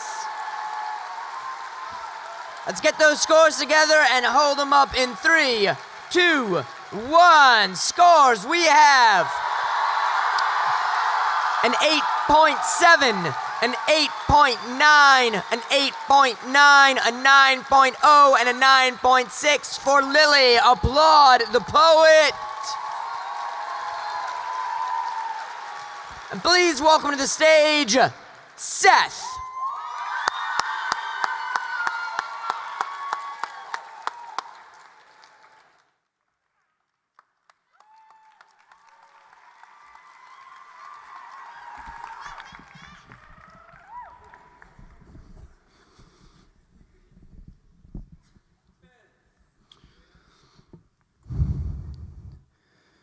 Teacher waits with hopeful heart that somebody who loves school enough will answer the question. My heart beckons. I don't know the answer, still I reckon that when she calls my name, the one I wear with shame, I answer with acclaim. My answer's pretty lame and the kids, they feel the same. Teacher nods her head in disappointment and all the teens saw it. Loser is what they call it when I can't answer the question because I'm slower than grandmother is on the speed limit. I'm timid when my cheeks turn to crimson. I'm not cold, I'm nervous. I don't know my purpose. Seth isn't a name I can see on a plaque. Seth is shouted by coach when he ain't cut no slack. Seth is the wimp who gets talked smack. Seth is wanting my pride back. I roll up my sleeves so that I could deceive people into believing I got gains. Eating more grain, society got me going insane because I can't lift as much as the average kid. It's annoying getting told to eat more and gain weight. Y'all lunkies and jocks need to understand my current state. I got a metabolism your criticism can't change. Maybe wearing this jacket won't make me seem so strange. Lately I've been tired, trying to find an email saying you're hired, but it's all just spam and kicking it with the fam, making sandwiches with ham, hoping I can make the slam, and if I can, I may have found my purpose, something that makes me nervous, to get up on that stage and feel important. It's a whole new assortment of excitement and thrill. No, I don't have much skill. I just say something that's real. For instance, it's a privilege to have come from failure to famished, because I'm hungry for more. Education is something I can't ignore. I just been washed up from the shore. I just been walking store to store. Sometimes free time is something I can't afford. Sometimes I get a compliment on my style. All the while I wish I was a different person. Like back when Father was doing Bible studies and sermons. Back when we used to set up tents at Camp Sherman. I was talented then. I had a couple of friends. Point is, I didn't follow these stupid trends. But how everybody got a phone that's smarter than them. How electronics are the conduit of the world's brainstem. Some nights I lay in the grass, getting green on my pants, looking up at the stars. I give them an update about how things on Earth are. I'm away from the streets and the cars, looking up at this vast, infinite universe, hoping one day I can make it that far. But for now, this is a good start. Maybe I'll become an essential tool for your problems. Maybe I'll become a useless junkie like Gollum. Maybe I'll become as famous as the Green Goblin. But until then, I'm running low on gas. I need some service. And although I don't know mine, what's your purpose?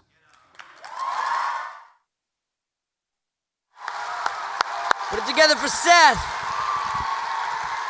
Judges, figure out your score. And hold it up to share in 3, 2, 1. Hold them high. We have an 8.3, an 8.3, an 8.6, an 8.7, and a 9.8 for Seth. Applaud the poet. We have 2 poets left in the first round. The first of them, I want you to put your hands together and welcome to the stage, Nolan.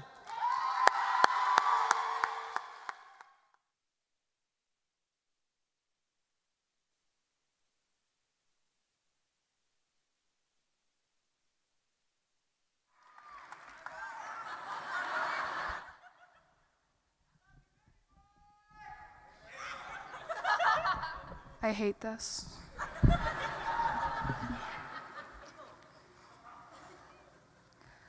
Today, I asked my friend what this poem should be about. I gave her two choices, something that I don't quite remember, the other being my abuser. His name feels sticky. It won't quite get past my gums. It feels like I can't open my mouth, taffy gluing my teeth together. She asked me which makes me angry. Girl, this taffy doesn't taste red hot. I'm ashamed to say it tastes like a summer's day, like how daisies look against green grass. It's sad and it's nostalgic, almost like a childhood memory. I swallow it. It slides down my esophagus like paper mache, threatening to choke me to death. I almost want to let it.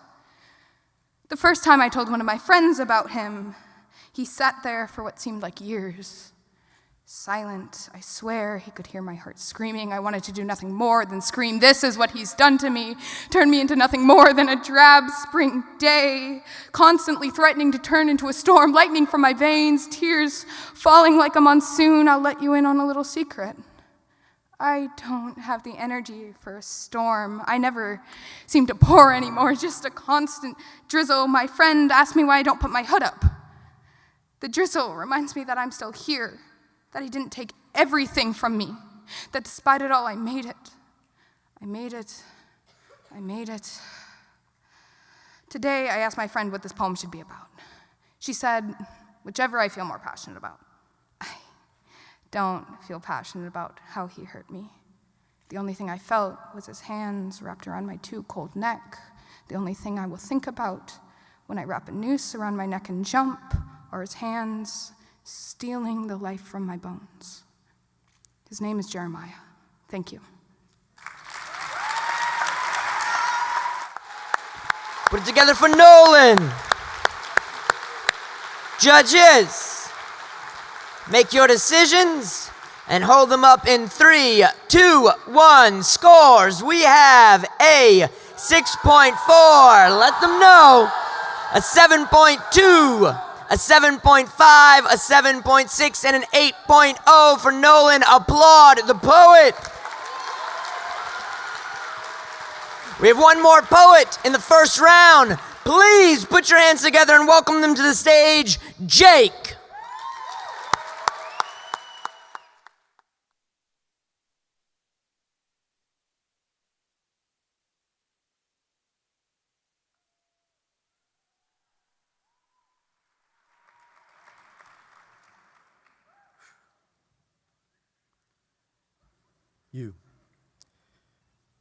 You say I cannot see, but it is you who is blinded from the veil of ignorance. You say that I need to change, but it's you who is light years away from the next deliverance. You see, it's with deliberate intent that you struggle to know that I am speaking of you. You that must teach ours delivered from the beautiful angels that we call mothers. You that must get us to our destination across this nation, but you failed us. Not just us as in us, but us as in US, you have failed. Sections of history censored like it never existed. Name, gender, ethnicity, everything is listed. You are surrounded by beautiful pigment, both talented and gifted, yet you choose to treat us like a figment of your imagination. You see, ethnic studies is just a term to you. I'm Jacobo Andres, but as you say, Jacob Andrew. For you see, it's not correct if it's not white and blue. Wait, I forgot the red. Well, so have you. For the red spilled out with the blood of us POC you've been lying to. Thank you. Put it together for Jake. Judges, you'll get a break shortly. Let's do this one more time for this round. Hold them up in 3, 2, 1. Scores. We have a 6.4, a 6.9, a 7.1, a 7.8, a 7.8. Applaud the poet. And let's have a round of applause for all the poets in the first round. We'll be back in 15 minutes.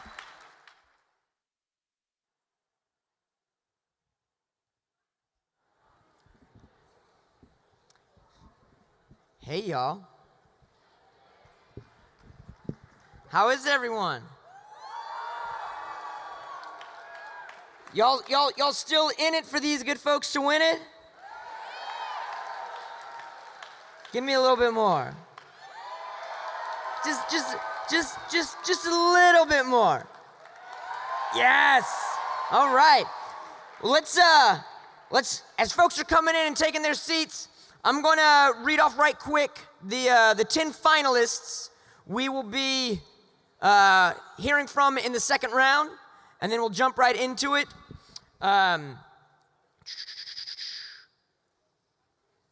You'll be hearing in the second round from Lily, Dylan, Elisa, Grace, Havana, Engraver, Seth, Pocket, Zawadi, and Maya. And please, let's give a huge round of applause to all 20 folks that read in the first round. It takes a lot to get up on this stage and bare yourself to a room full of people you know and a room full of strangers. And this first round was one of my favorite first rounds that I've probably ever heard in the year since I started hosting Verselandia. So please, you guys did a fantastic job. I applaud you.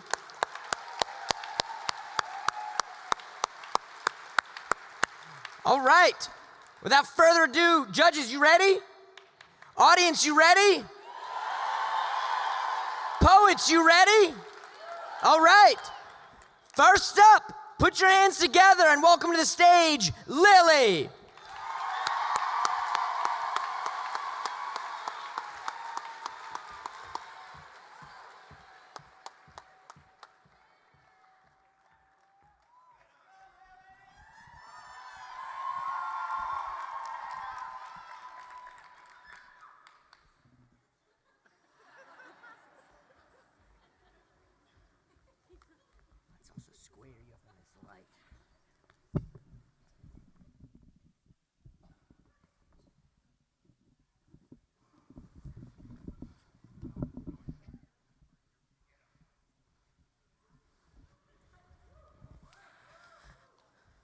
I'm not one of those people who doesn't believe in God because they got sick.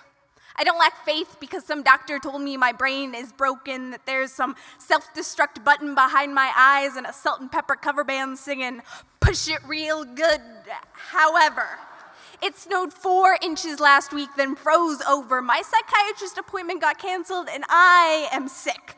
Like joint pain, fatigue, numb legs sick. Like unbearable sadness meets psychotic sick. Like what girl doesn't want to gain 10 pounds and become a before picture for Cetaphil 2 weeks before Christmas family portraits? Sick. Truth is, I didn't believe in God even before my brain went to hell.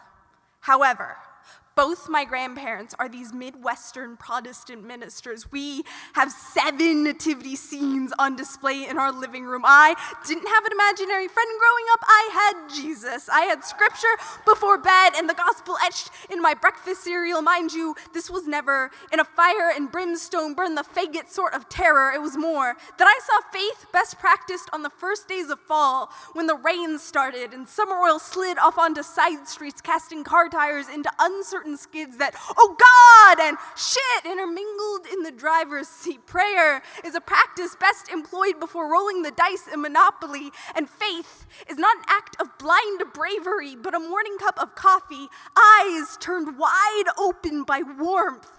My grandma asked what I believed in, and I said comedy. She said, make that your church. You can choose your own Bible. I'm not one of those people who doesn't believe in Tina Fey because they got sick. I just read her memoir and marveled at how lucky some people get, and some get bipolar salt and pepper soundtracks. There are 3 synoptic gospels in the Bible. Matthew, Mark, and Luke tell the story of Jesus basically the same way. And then there's John, who speaks of Christ as some combination of word and light, not quite man, not quite poem. There's so many ways to tell a joke. The main thing is just that your audience doesn't see the punchline coming, like when Mary rolls back the stone to find an empty tomb, remnants of a risen Christ. Both methodologies call for faith in those moments before certainty. When doubting Thomas plays the skeptic, or we all sit on the edge of our seats unsure why the chicken crossed the road, the doctors don't know what's going to happen to me. So they prescribe pills and preach optimism and recommend hope, as though it is some over-the-counter commodity. So I replay Kate McKinnon singing Hallelujah on a Saturday night, because that just might be the best prayer I've ever heard. And I've heard so many prayers and hymns and my grandmother's stories, and the sound of faith, a ringing bell, a major lift, laughter.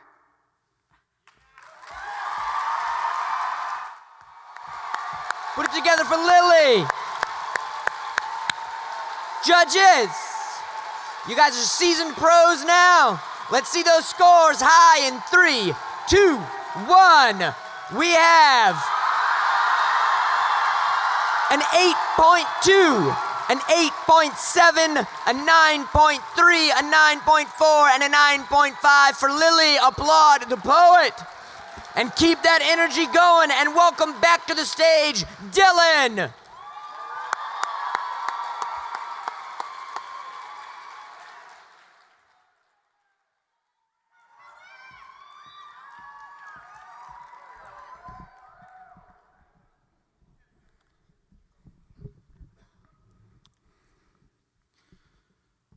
I built Rome in a day. I created taxes so genius, I even got the rich people to pay. I drive the wrong direction on streets that are one way. Police cars pull me over so they can walk up and just say, hey. I don't have much cash, although I'm not the poorest, but my voice is so money, it's like a big church's chorus. I picked out my hair and formed a great redwood forest. I changed the pronunciations of words. That flower thing at prom is now called a corsage. I'm important. My words are potent. I leave your brains bent. Bullets to my chest won't even make a dent because I'm Batman. Where is Harvey Dent? My life is a movie, but this time the black guy doesn't die first. A wizard tried to hex me. But it bounced off and himself he had cursed. But I'm clearly not a water fountain, so back off with that thirst. Although I know it's kind of hard when I still look good working a Kirkland man purse. I levitate when I meditate. Drugs are bad, no need to medicate. I catch the biggest fish without no bait. Write an essay at a Miley concert, can still concentrate. I am like 3, no scratch that, 4 peas in a pod. I don't even work out but maintain a golden sculpted hot bod. I said I fish without bait. I don't even need a rod. I'm like a mother-freaking god. I mean, honestly, I forgot to brush my teeth last night. Uh-oh. Well, truly, it's been like 3 nights in a row. But look, I'm still perfect, right? I mean, I can bake. Except for that one time I put too much salt in that cake. Tasted almost as bad as a Trump steak. No, but listen. I'm still flawless. So what that I'm shaking right now? I got bad anxiety. I'm a little scared. This is my first poetry slam. I don't know if I'm prepared. Guess it's too late to turn back now. I'm already most of the way through my poem. I came here to try to act perfect, but I accidentally opened up to all these people. I don't even know them. But wait, even gods make mistakes. I'm not religious, but they say Jesus died for our sins, meaning messing up is kind of mankind's fate. You know what? I'm not perfect, and I'm sure y'all can relate. It's not such a bad thing, is it? It's something all of us find true. That all of us are imperfect. All of us have something that we're going through. The world is kind of full of losers. We're like a big old failure crew. So the next time you mess up real bad and you're feeling alone, remember, it's not just you. Round of applause for Dylan. Judges, let's see those scores. Hold them high and proud in 3, 2, 1. We have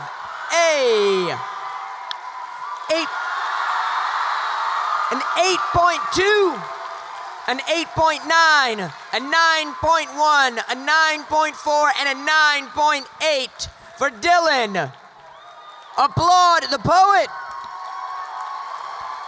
Keep that applause going, and please welcome back up to the stage, Elisa.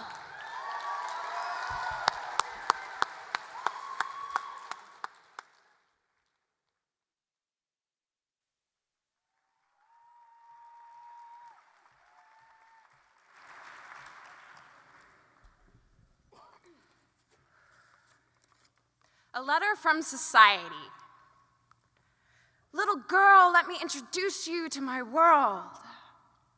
Here are some of my friends, cruelty and judgment, who you will come to know well. Those around you say I'm evil, but that's not true. I've just clipped your wings so you won't get burned or ever leave this place. But why would you ever want to leave?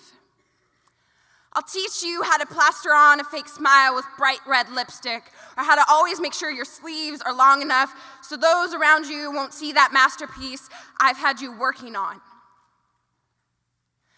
I'll teach you how to love when those crimson red blotches appear on your wrist, or how you can count every one of your ribs without even touching your side. And I promise you'll love how you look in that new dress, or how you can finally hang out with those girls because you're skinny enough. And yes, you'll come to hate the smell of food or the number on that scale, but that's okay, because the boy 4 rows in front of you finally glanced in your direction. I'll work with you until you no longer recognize yourself. And that's okay, because you'll learn to love every curve, every cut, every inch of perfection. So congratulations, little girl. Welcome to the rest of your life. Thank you. Elisa. Judges. Let's gather those numbers together and hold them up in 3, 2, 1. Hold them high. We have a 7.7, a 7.8, an 8.5, an 8.6, and an 8.7. Applaud the poet. And let's keep that warmth going and welcome back up to the stage, Havana.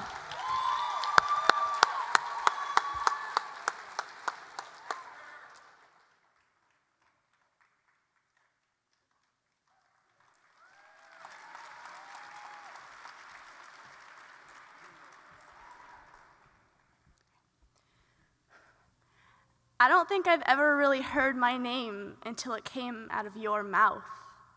I used to think I was like the ocean, too big and too vast to love.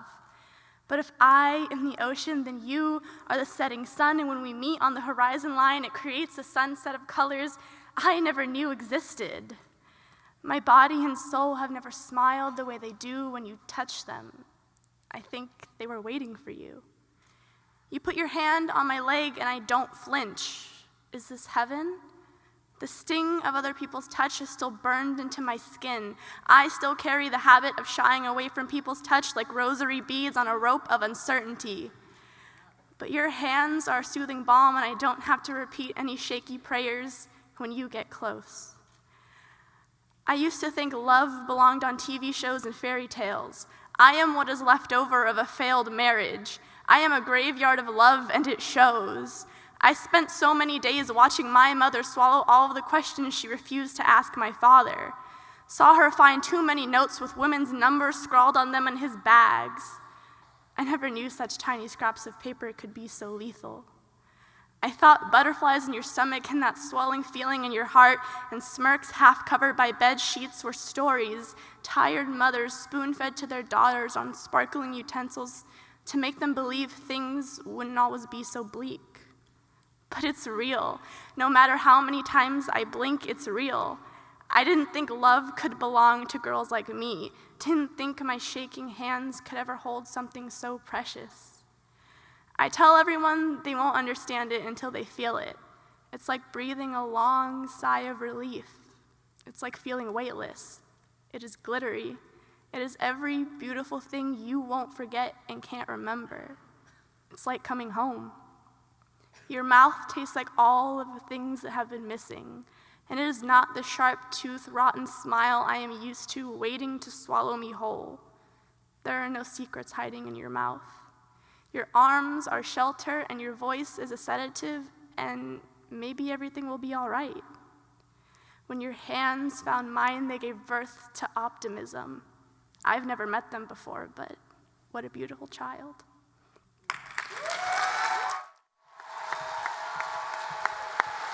Put it together for Havana. Judges. Let's see your thoughts in 3, 2, 1. Hold them high. We have a 7.9, a 7.9, an 8.0, an 8.7, and a 9.2 for Havana. Applaud the poet. And welcome back to the stage, Engraver.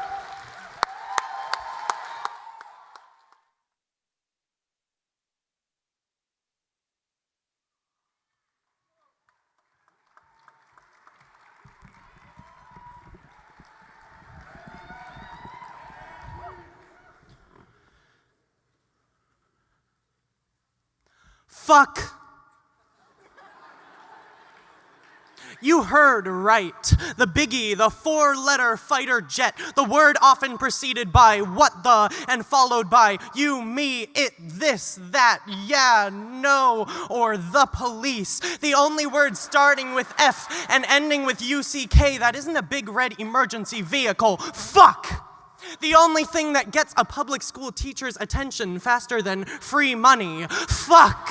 An unremarkable combination of letters that when used in a song necessitate a little E in a box. Fuck! It's simultaneously a noun, a verb, an adjective, and an interjection. Fuck! It's a word so great it even has its own hand symbol. Fuck! Not crud, not crap, not darn, not dang, not shoot, but fuck! F-U-C fucking K! So, as it turns out, when you use this poem in a middle school poem about farm animals, when you use this word in a middle school poem about farm animals, it creates a silence in the room similar to this one. Only nobody laughs. And the teacher pulls you aside for a private talk about the importance of using words carefully and neuters your stunning piece of poetry down to a sad, fuckless stump. I mean, it's just a freaking word. It's just a fucking word, all right? It could have just as easily been guck. But you can go around saying guck to basically whoever you want and nobody will get offended. It's almost as if language is just a social construct and words only have the meaning that we collectively assign to them. But then a 4-letter word could land me in detention and adults say things like, get over it without consequence. Imagine, for a second, being a teenager. Of course I use the word fuck, because the words listen to me don't work. So I'd like to thank all of you, producers and consumers of truth, for keeping the fuck word alive in the Arlene Schnitzer concert hall tonight. Because now, in this changing world, in these crazy, crazy times, all we have is the power of speech, the power of shock, the power of personal expression. Yes, there is a time and a place for expletives, and the time is now, and the place is everywhere a voice has ever been silenced. So I shout the best weapon I've been given from the rooftops. Fuck the system. Fuck the patriarchy. Fuck sexism, racism, homophobia. Fuck injustice in its infinite forms. Fuck Donald Trump. And fuck this class. And it's bullshit, oppressive, and irresponsible disregard for good fucking art. Now please, say it with me. Fuck!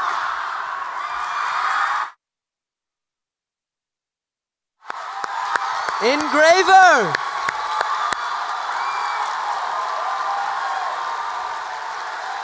Judges!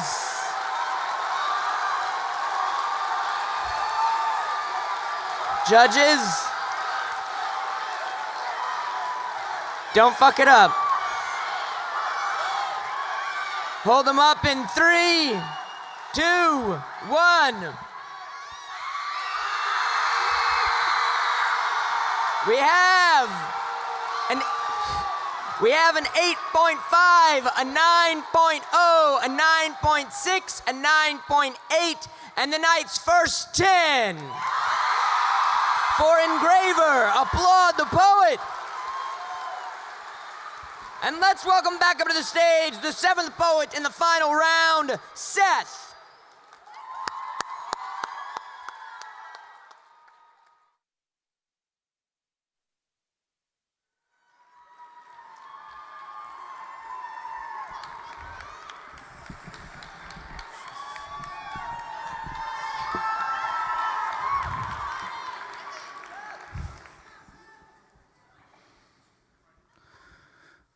The fury of chills hits on my skin, so I feel like breaking his jaw so that he couldn't mouth off that slang anymore. He said one of the usual, "Hey, brown sugar baby," or "That booty fine as wine," or "Girl, I feel like you being here was a sign." "Boy, I feel like you should be dying." That's my pickup line, cause I'm not picking up girls, I'm picking fights with the fuckers who think it's right to stalk lonely women at night, or the guys who seek vulnerability. Thoughts of compliments aren't running through this guy's head. He's got thoughts of what he's gonna do to her in bed, and she's scared cause she doesn't have the same thoughts, so that's why she walks faster. That's why she calls him a bastard. That's why she looks away. That's why she doesn't respond to those compliments in a good way.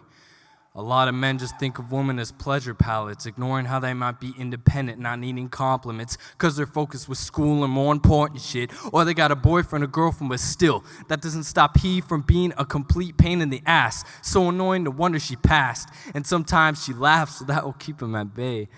But he thinks of things in a different way, when he should be understanding that we're all the same. Human beings don't need to worry about boyfriend or girlfriend unless it's true love. I don't see those same feelings conjured up when he compliments her. I don't see a relationship that began with a cheap pickup line that will last forever. A lot of these men have lost grasp, and for that reason I'm going to call them goblins. I hope you goblins are feeling the anger that sits within me, the anger that she has to live with, the fear of a stranger, aware of the potential danger that he wields with his fists, coming up to compliment her on her tits, coming to bother her wherever she sits. It may not seem like it, but it's a forceful vibe she has to deal with. He thinks it's funny when she frowns back. I think he's psycho for that. But any person who's whack would think she's playing hard to get. The topic of catcalling got people looking away because they don't think it's such a big deal. But when you ask the victims how they feel, the anger is real. It's sad how I'm represented these days. Males have the expectation to get laid, so they feel inclined to say one of those cheap pickup lines. I hear them all the time. In my mind, it's a crime to even think of a girl sexually, but that's just mine.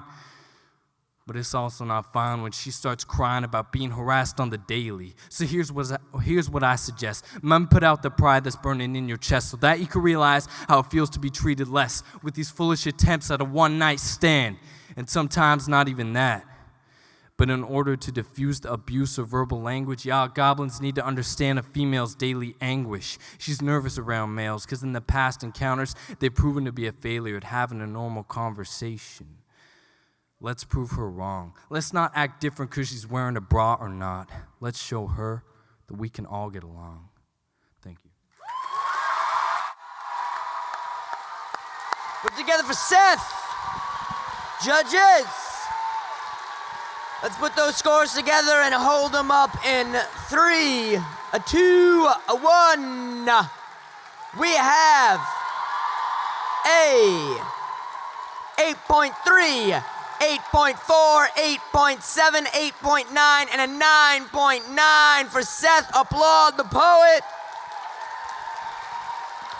We have 3 poets left. Put your hands together and welcome back over to the stage, Pocket.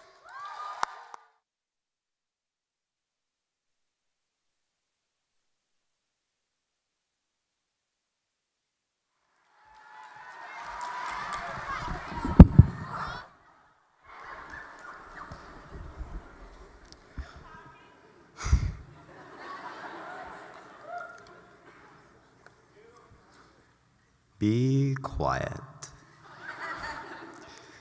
Right now is quiet time. Despite your urge to scream loudly, stay quiet. You will have your turn. Right now, I'm afraid you must learn to stay quiet. Because for despite the fact we cannot see them, somewhere there may be gods.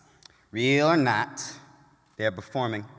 Working to see if every minute of every day is still worth waking up for. You're going to see if your day is going well. And if they cannot tell, they will stop. You must stay quiet and give credit where credit is due. Slowly standing and applauding, you must be the first one riding on for an encore. Keeping your emotion and devotion so close together that you're pretty sure they're going to create sparks. Create the silence when they pass by people, honey, that they're going to leave marks. Keep your vocal cords wound tight and ready to be played. Every noise weighed on aspects of yes and no. Stop and go, maybe so, in details like, I don't know. Stay quiet. You must pay attention. They've been happening all around you, from the beautiful trees down to the overcommitted ants. This is what the world has been thinking. Breaking on top of waterfalls, crashing down on reluctance. There they are waiting. So slowly, close your eyes, opening up each palm, recognizing the long and agonizing work that has gone into these tiny moments. Slapping them back together as a show of approval for all they have done. If you cannot do this, you are not ready. Keep your arms and your hands steady, ready to intercept the bad stuff that's coming your way, to stay for the better parts of yesterday. You must be willing to give everything you've got. And if you're not, then get out of the way. There are better people out there who can better use the day. You see, the world's a stage, and every turn of every page, people gauge whether or not you're even taking it seriously.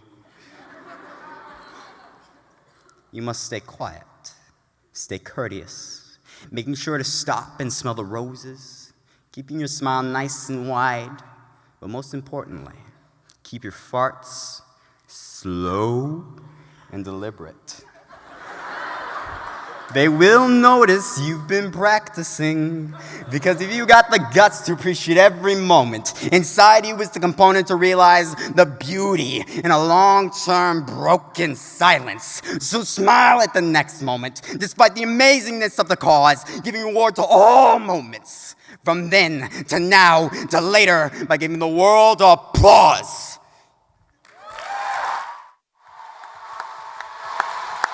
Give it up for Pocket! Judges, only 3 more times I'm going to ask this of you. Please hold your scores up in 3, 2, 1. We have for Pocket a 7.9, an 8.0, an 8.5, an 8.6, and a 9.3. Applaud the poet. And please put your hands together to welcome back up to the stage, Zawadi.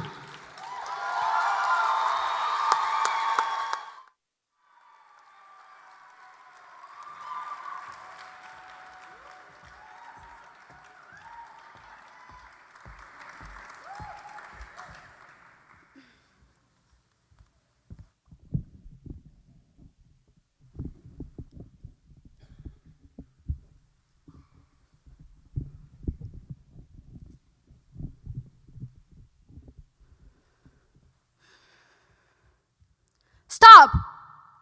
Just stop! Just stop and listen to what I got to say. A history of Mama the land and how she was enslaved. She does not cry often, except for the sight of her children being torn from her to be the slaves of history. Tears formed down her cheeks, burning what she once called skin. Her fragile bones aching as she moved to wipe tears from her eyes. Her children fought against each other. Each part of her body spat out hateful words that broke her children down. Their hopes and their dreams shattered and slowly faded, as each part of her body spat out those poisonous cries that brought their hearts down to tears. You were trapped in your own flesh, blood staining your body, lashes of wounds fell all over your skin. You didn't even remember your own name. Gift. Mama Africa, we expected you to cover us with your armor. Yet what armor did you have to protect us with, except for your tongue, which you used to slash your enemies with? Were you to rip it out and gift it to us, even though it meant that you would die in return? Because if we asked you to, you would have. With no hesitation, your blood will be ours to drink and feast on. Stop. Just stop. Just stop and listen to what I got to say. A history of my people and how they're still enslaved. Brown eyes, nappy hair, broken smile, swaggy style. They look at you now, but can they really see your future? I mean, let me repeat it again in a simpler term. With their eyes, they look at you up and down, up and down, up and down. But they never take the chance to look at you side to side. With one look, they say, yes, he probably has a gun. Yes, he's probably in a gang. Yes, he's probably going to jail. And yes, he's probably going to fail.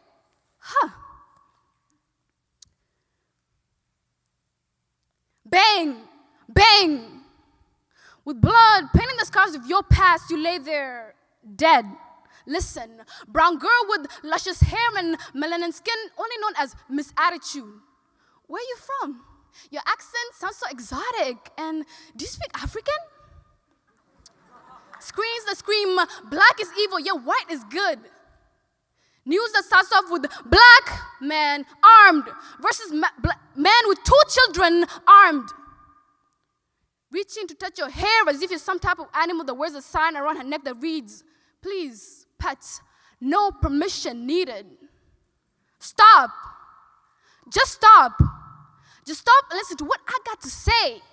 A history of my people and my motherland and how they're still enslaved.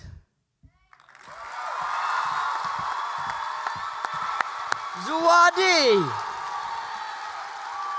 Judges, make your decisions and please hold your scores up in 3, 2, 1. We have a 8.6, an 8.6, an 8.8, a 9.0, and a 9.8 for Zawadi. Applaud the poet. We have one last poet in the final round of tonight. Please put your hands together and welcome back up to the stage, Maya.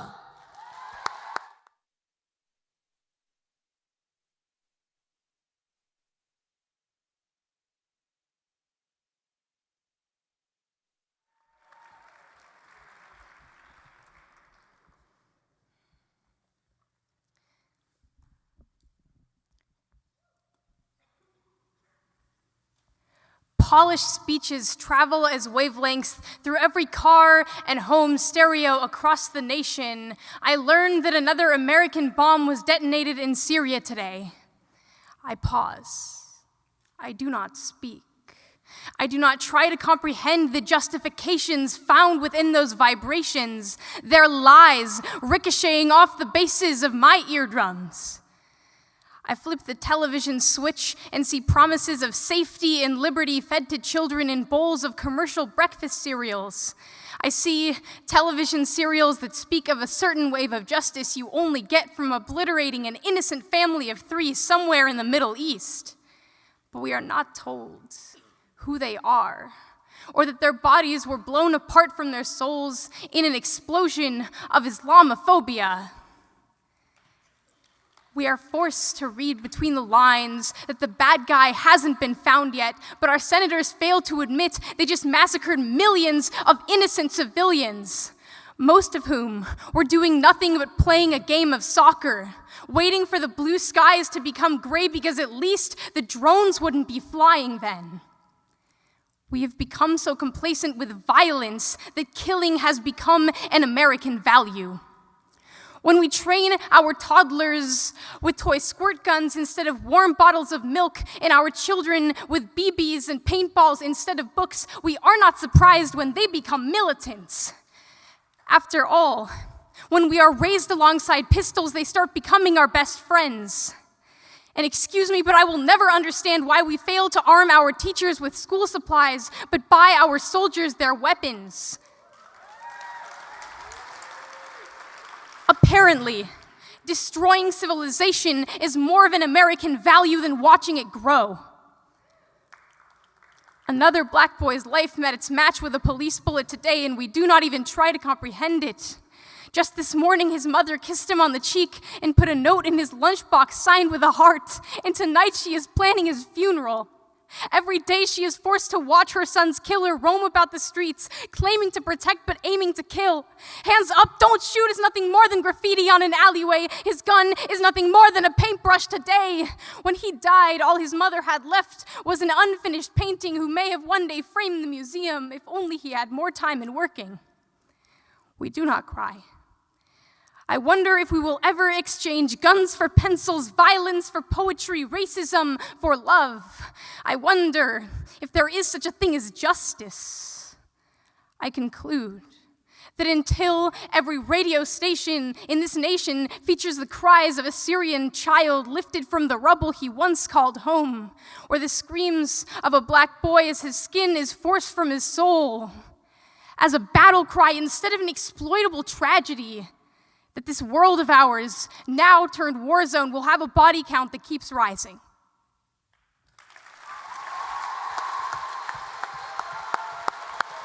Maya! Judges! Last time I gotta ask you to use your beautiful brains. For right now, please hold your scores up high in 3, 2, 1. We have an 8, an 8.3, an 8.8, a 9, and a 9.5 for Maya. Please applaud the poet. Please welcome to the stage, Grace.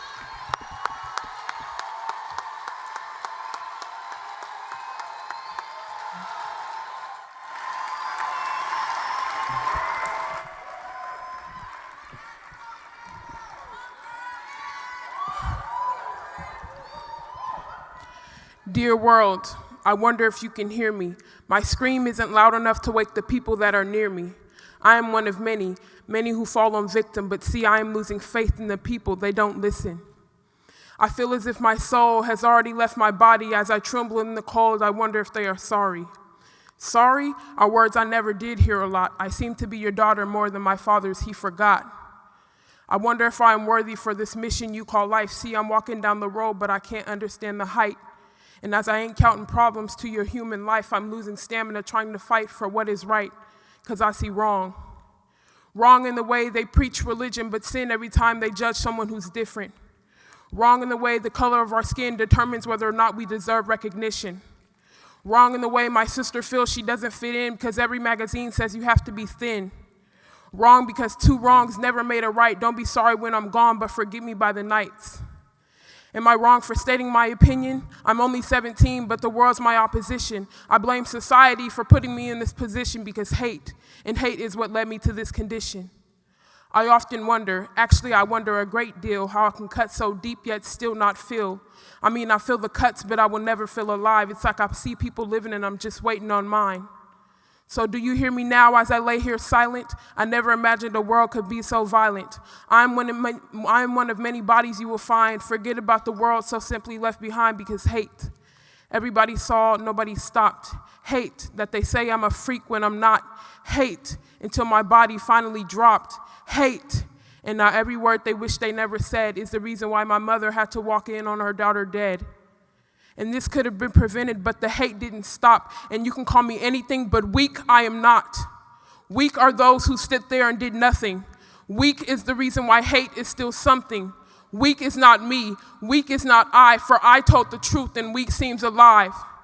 So I'm writing this letter in hope of some faith that hate will regain and strengthen someday. And maybe, just maybe, if held in the right hands, this letter can be read by someone who understands. Even though I wouldn't dare write my name, I'm hoping this letter will spark up a change. And if somebody's laying cold, it'll spark up a flame. Stop playing with people's lives because it's here. It's not a game. Change.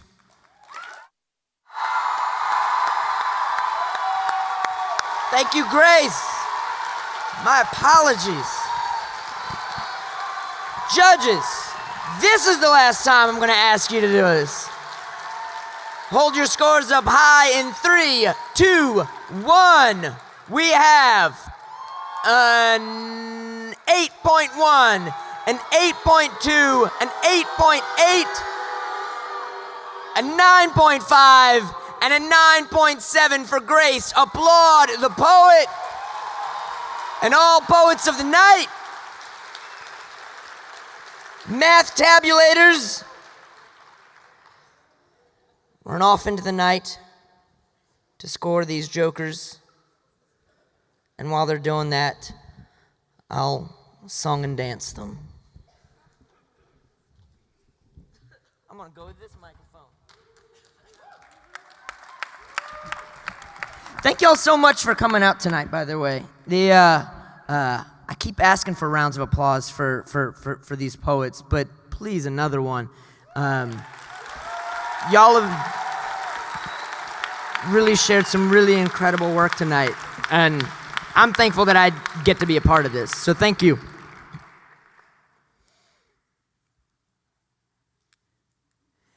This is for the fat girls. This is for the little brothers. This is for the schoolyard wimps and for the childhood bullies that tormented them. For the former prom queen and for the milk crate ball players. For the nighttime cereal eaters and for the retired elderly Walmart store front door greeters. Shake the dust.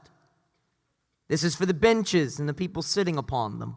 For the bus drivers driving a million broken hymns. For the men who have to hold down 3 jobs simply to hold up their children. For the nighttime schoolers and for the midnight bike riders trying to fly.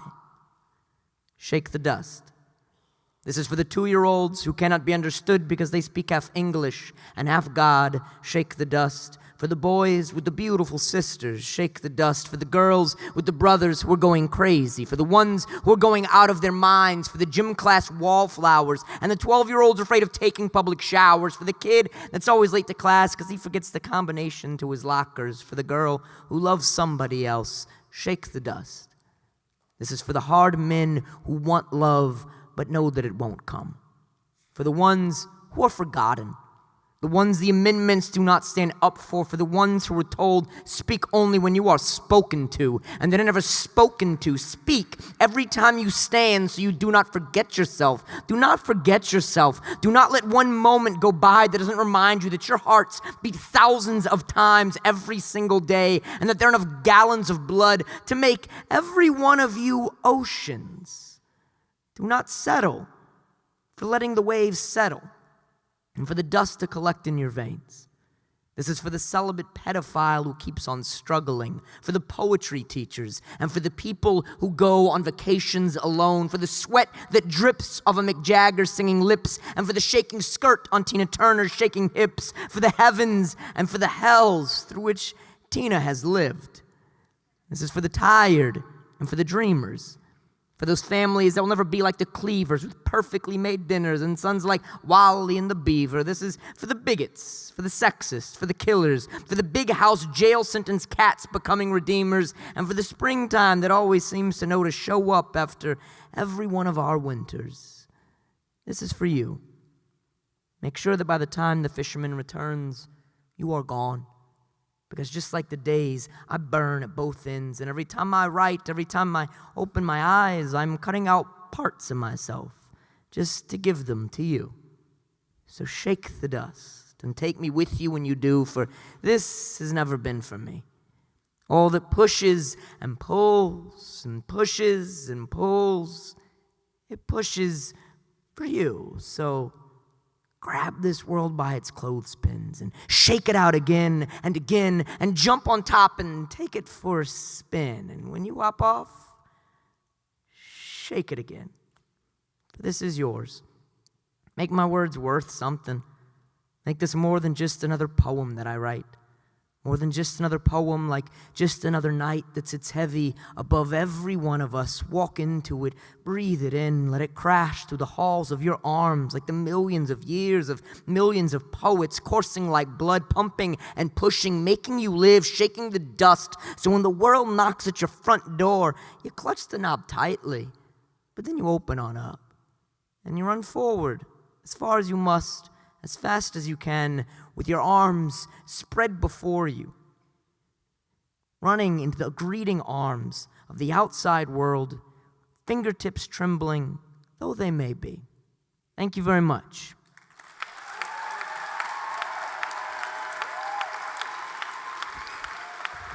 Do we have our final scores? Woo! All right. Thanks, Mal. So I'm gonna read these jokers off, starting with from 5th to 1st place. And when I call you guys up, can you come up to the stage? And once all this shebang is over and done with, can those finalists not flee off into the audience of their adoring fans and family and friends as we want to take some photographs? Are you guys ready for this? All right. So, in 5th place, we have Engraver. Please, a round of applause. In 4th, we have Maya.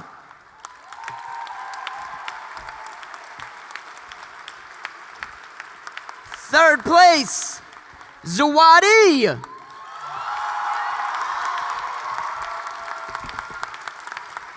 Second place, Dylan.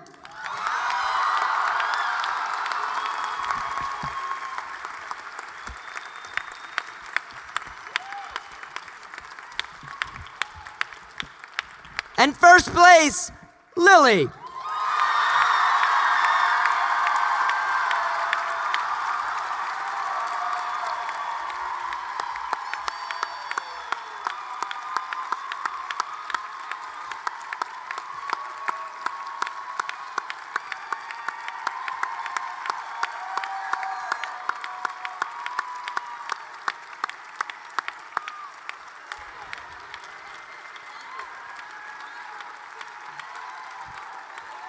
Congratulations to all our finalists. Congratulations to our 5 winners. Thank you, judges. Thank you, audience. Thank you, Literary Arts. Thank you, the Schnitz. Have a great evening. Good night.